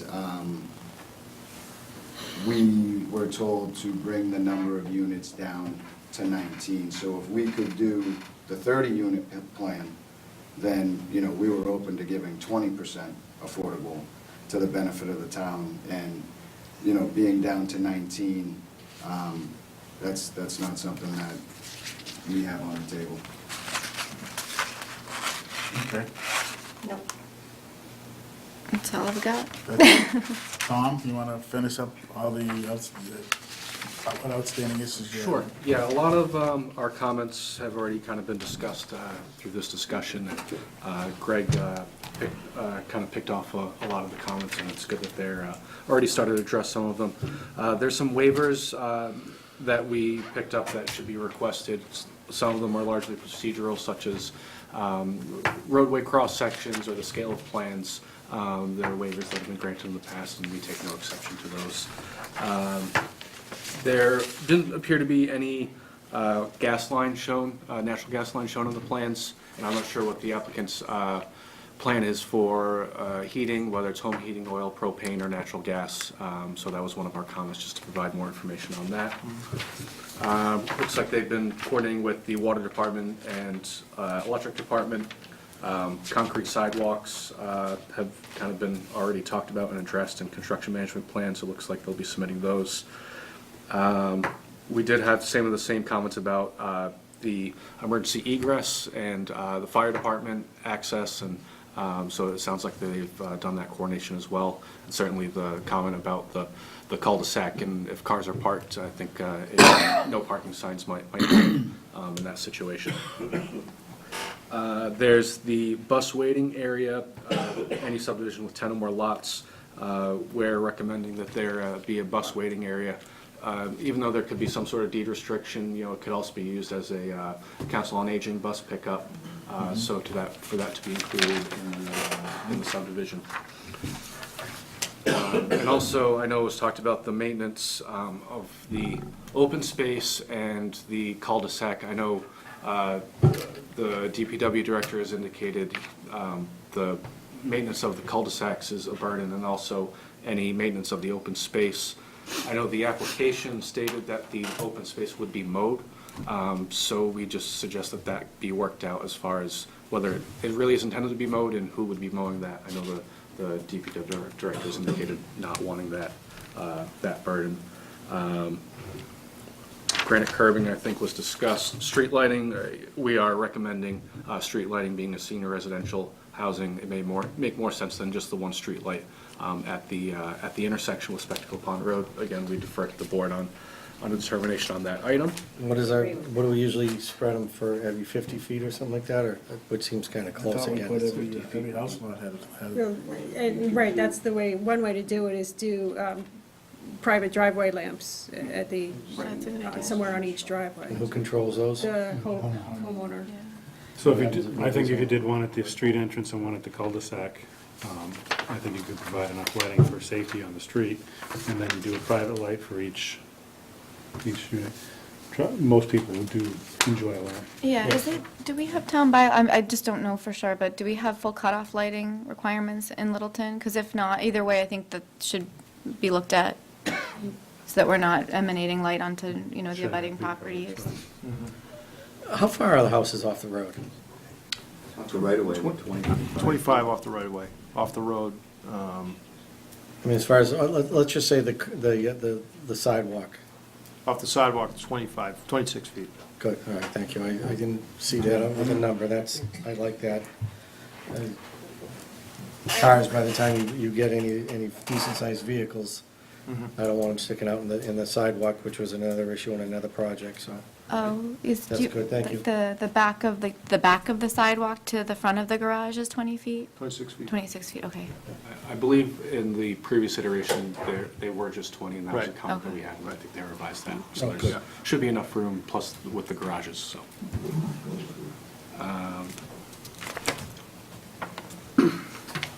The two parking areas, I know there's been discussion of moving the one parking area across Spectacle Pond Road. We did suggest some coordination with the DPW director about plowing, if he wants to plow that. That may kind of be, again, a burden on the plowing operations. It appears they'll be submitting a traffic study. And one thing we did highlight is that the town has some data on pavement condition on Spectacle Pond Road, which shows it to be in poor condition. It's kind of an average for the entire road, so it's not necessarily right in front of where the subdivision is. But, you know, maybe some coordination with the DPW director if he feels that there's some improvements there to be made. There will be utility cuts in Spectacle Pond Road, so to coordinate that, and we can discuss that more on Tuesday with Chris himself. The infiltration basins is something I wanted to touch upon. Both basins, both the one near Spectacle Pond Road and the one at the rear of the property, are about 9 feet deep, and I believe the water's going to pond to about 5 or 6 feet. So aesthetically, a deep, you know, infiltration pond isn't always the nicest thing. And we did have some comments about being able to maintain all that, you know, the equipment being able to maintain the bottom of it. But also, so we can work with the applicant on that. But if they do remain as deep as they are, we do recommend some chain link fencing around there, just a safety concern. Children could get in there if it's, you know, 5 feet of water. That can be a potential safety concern. There's a lake 150 yards away from There's it. a lake 150 feet from it. So. With the steep grade down to it, was a great sledding area when I was a kid. So I don't think that's That's the bylaw. So I think you're gonna fence it. Really? Great Well, I guess you wrestle well there. Bond hockey. Yeah, make big enough for a good game. And that basically gets us to the waivers being requested for HDP pipe and curb and sidewalk, and I think we'll be able to work through that with the DPW director. So I think that's pretty much all the comments that we have. Yeah, and just with the waivers, it seems pretty clear that there's at least two of you that said that you're not in support of our waiver request for the sidewalk and the three. Four. Okay, 4, thank you. Any other questions on So, that? but the DPW director, when we met with him, he didn't have an objection to our other requests, which were what, waiver and pipe cover or something like that? Yeah, HDP pipe. Excuse me, HDPE and pipe cover. Right, and other subdivisions, if the pipe gets inspected after 1 year, he's been okay with that, so. Yeah, right. I can agree with that. Which we're okay with. And Can then, can I open up to the public, or you just supposed to do Yep, this? that was done. Does anyone have any comments in the back? I'll start right over there, I'll work my way that way. Name for Lauren, please? Jennifer Manicum, 11 Cricket Lane. So I actually have a lot of really significant concerns about the infiltration ponds, since it's my backyard that they live in.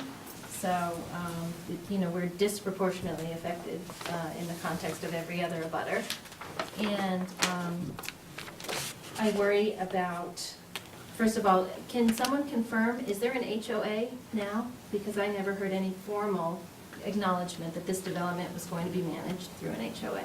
we will have an HOA to do snow plowing, lawn care. Well, I thought you were proposing it for the town to acquire, to accept this. Yeah, but snow removal on the driveways. Yeah, the HOA is going to take care of the maintenance of those basins because the DPW doesn't want to maintain it. They're also going to take care of snow removal within the driveways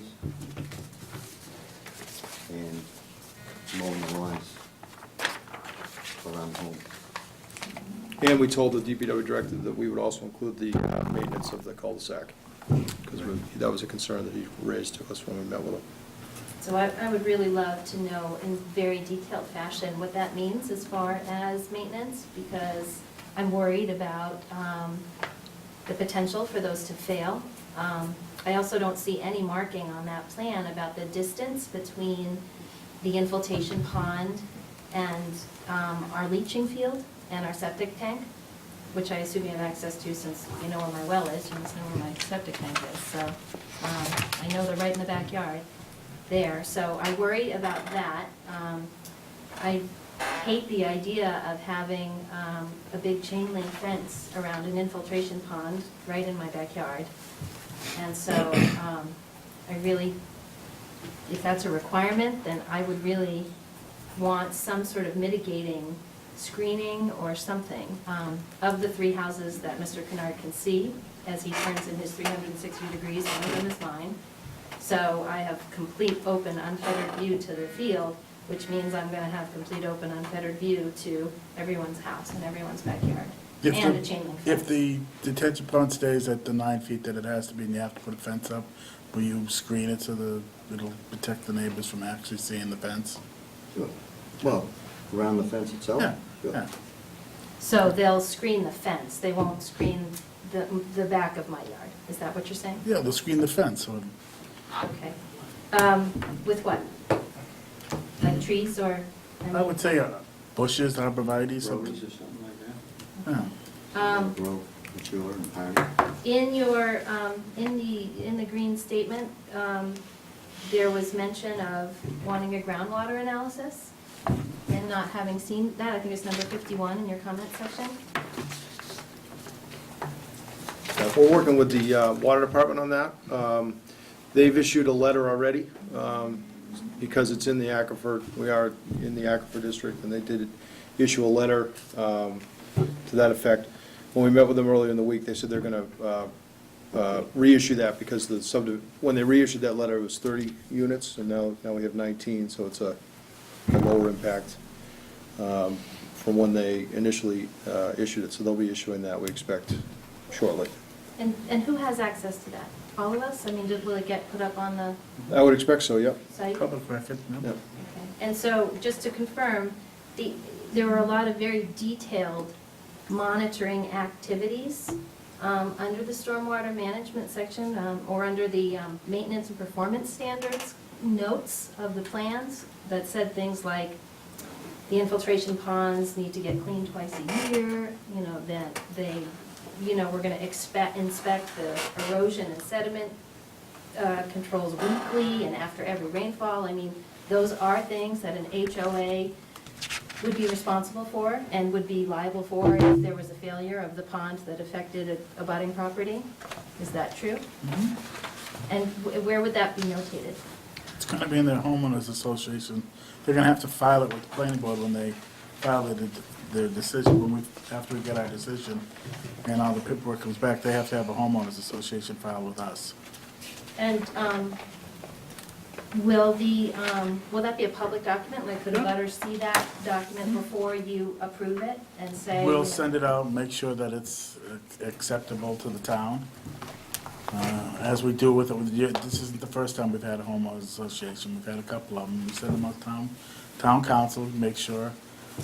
Yeah, and I think actually if you're getting at enforcement, your decision is a special permit, and that's enforceable by the zoning enforcement. Roland, the building inspector, if there's an issue, will come out. If you reference the stormwater management manual as a condition, then that's enforceable by zoning enforcement. It will also reflect in each individual deed for each house. Right, but I would want to make sure that there was an entity that was responsible for that and not just the homeowners.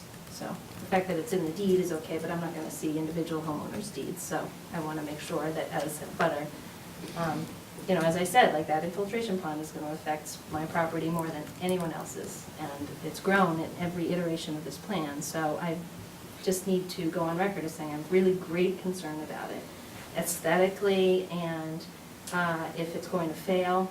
We already know that there are issues with these ponds and other developments in town, and maybe they're a different issue, but clearly no one anticipated those issues when they approved those plans either. Well, the nice thing is that the town's not responsible, but the homeowners association will be. That makes it even more, As long as the document that details their responsibility is strong and enforceable. okay? And did you have anything else? Let me make sure.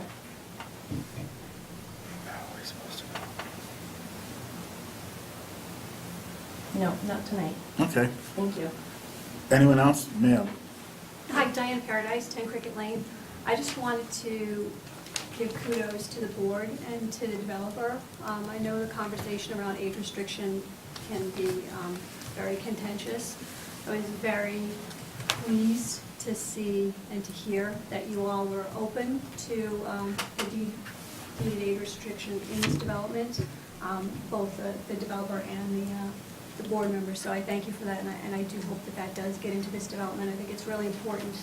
I know that the spirit of the bylaw is intended to serve the seniors, and I know that there will likely be more iterations of the bylaw as it evolves and as we learn more as a town, and as we continue to build more senior developments, and I would like to see this be one of the ones that does have the blanket age restriction, 55 plus, one person, in the household, based on what you all have to do research on from a, legal perspective. But I was very, very pleased and encouraged to hear that tonight. So thank you. Thank you. Anyone else? Yes, sir. Paul Dokmakian, 32 Lawrence Street. Thank you for adding the 2 bike racks. That's great. I know that the BPAC is going to be very pleased to hear about that.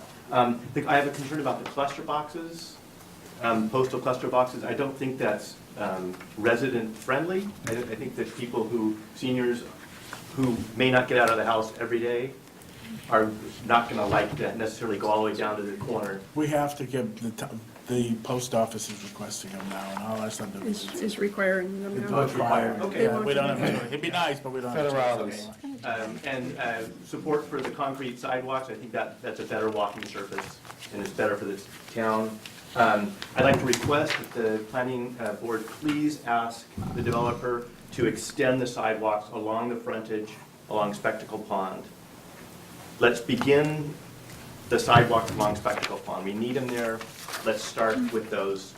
It provides better access to the park across the street, and also provides access up to the roadways that are west or east of Cricket, or east of the development.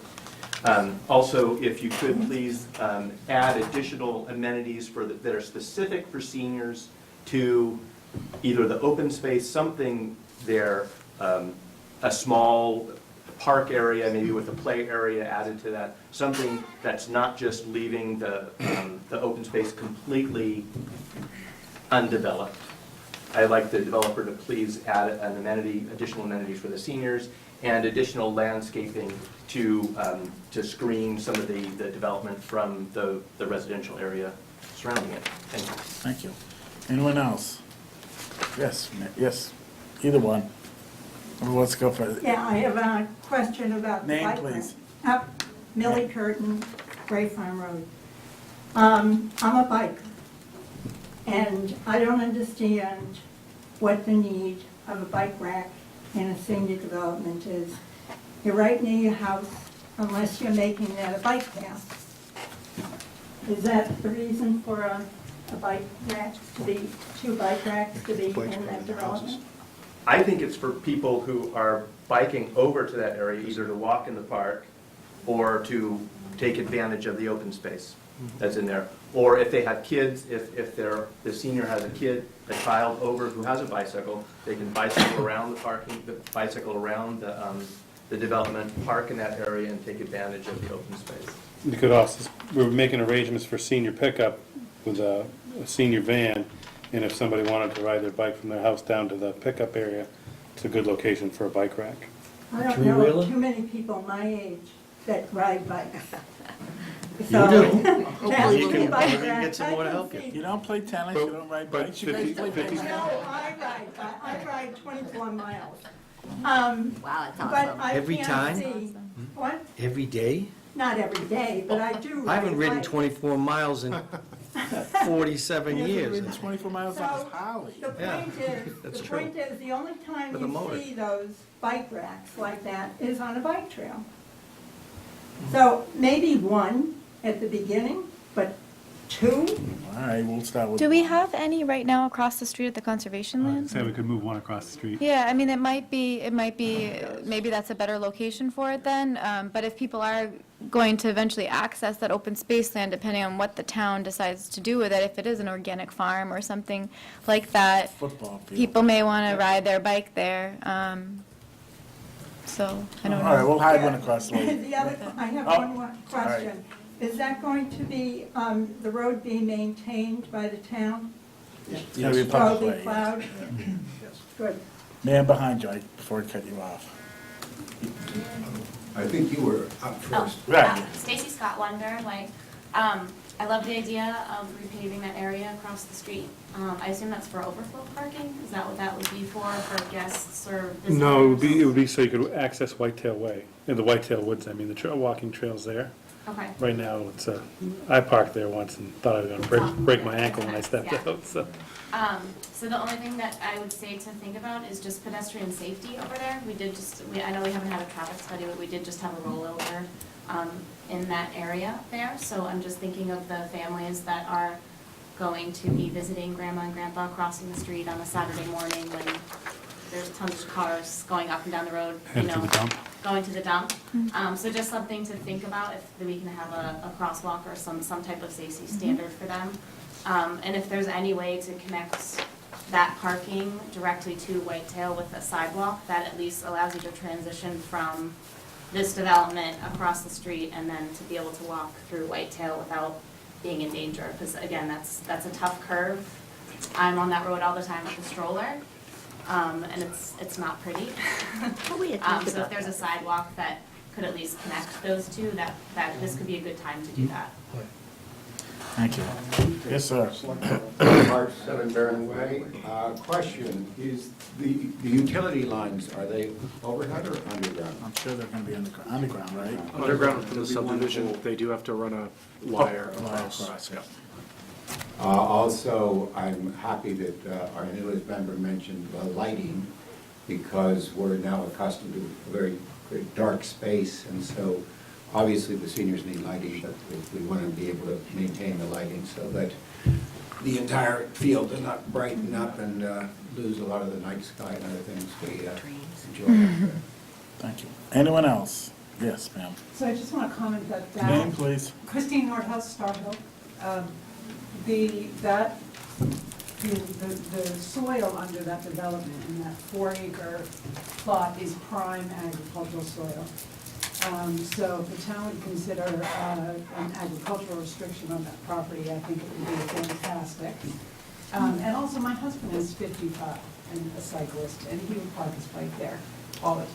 and use the woods and other things. So I think the bike racks are a great idea. Would have any other questions? Do we want to close it, subject to the wordage of a, of how? Yes. You make the motion. Good.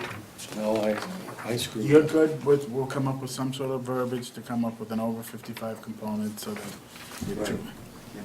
All right, make a motion that I'll And- entertain it.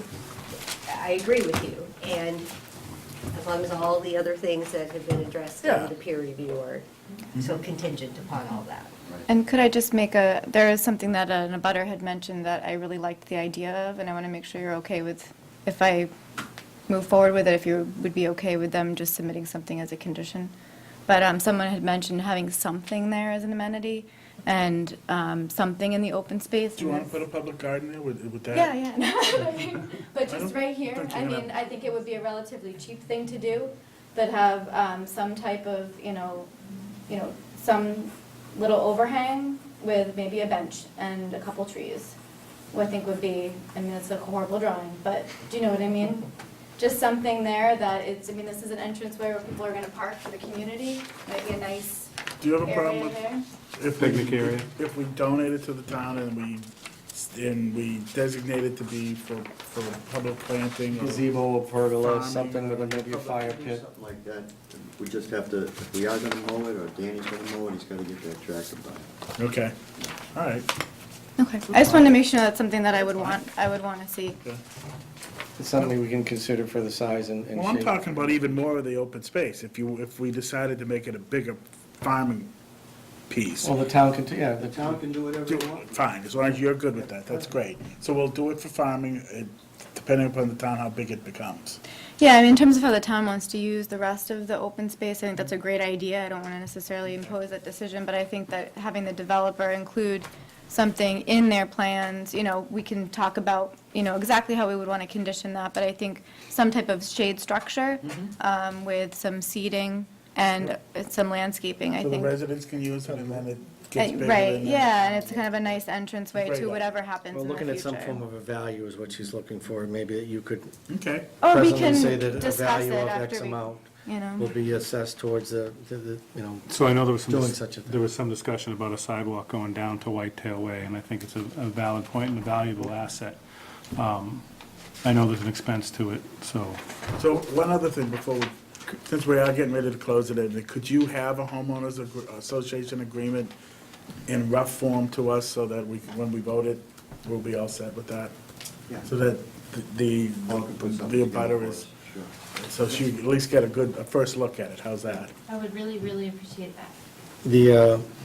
The one white lot that's in the white, that's another, has nothing to do with you, that's another project. There's a Cape House there, correct? Right, yeah. And how much land do you have if you come from the bottom, the south side of the picture, all the ways up? Yeah, go down, I don't know where your red dot is. You're thinking of sidewalk? From down there, how long is it from there? Well, there's a problem. Yeah, that's The a right of way problem. is very narrow there, Yeah, and it's right on his land, and then it's all trees. right, so you'd have to, that abutter would have to agree to have a sidewalk on their Yeah. property without Yeah. question. So I think to require them to put a sidewalk from starting at his place going all the ways down to, is that Cricket Lane, correct? It's not, right. Yeah. I think that it's, It's not serving purpose if you can't get it past the other guy. yeah, so well, I think we've already, let's just keep moving in that instance. But again, if there could be even a clearing in some respect, because there's stone walls all over there. There's trees up and down the side of the road. And you start taking the trees and the stone walls away, though I do understand the walking on Hartwell Ave or not, Spec Pond. And it's like most other places in town, you're taking life in your hand at the right instance. Chris did say that within a year, they're gonna be resurfacing. All right, so maybe we could work that into when they come along, and, so I think that makes sense. Okay, do we have a motion? I'm waiting for a motion. Make a motion to accept the drawing as the layout as it is, contingent upon the over 55 being, is there a right? Are you going to close the hearing? Well, I don't know, is that we want to make a motion to close the hearing, how's that? Subject to the over 55 Is that how it's component done? of it, and the homeowners association. And everything that we've talked about And all the tonight. little details that need to be worked out between the developer and Green. I'll entertain a motion to close the hearing. Second. Well, somebody's gonna Closing, make- I just did earlier, now you Second. keep I'll going a second second Peter's time motion. around. That you All those amended. in favor of closing the hearing, signify by saying aye. Aye. Aye. Do you want to vote it, or you want to wait? I think I would like to see a draft decision on this one, because we've talked about, well, I mean, we've talked about a lot of different things, so I just think it would be helpful. Want to see the HOA too, so. Right. Yeah, so, So we can put them on next month and We'll we'll, have town council looking at this. we'll sign, Now, the over 55 agreement you're going to work on? Maren has some information, and we'll work with you on that, and she'll, with town council as well. It has to be mutually agreeable, both the town and yourself. And And the 51,000. Thank you very much. Thank you. Okay, thank you. Thank you very much. Thanks for your time. I can't tell you how nice we have Kristen on this board. We've gotten so much work done. Yeah. We have a Mill Pond is Right. continued, right? Well, no, actually, Withdrawn. they're requesting to withdraw, you need a Sorry, vote. Joel, if you're- Yeah. We have to vote to allow 97 Mill Pond to withdraw. Aye. Aye. Are you aye? Letting Mill Pond withdraw without prejudice to have problems with conservation. Aye. God bless you. Okay, you got it, okay. Board business and we're out of here. sorry, You guys approve bills?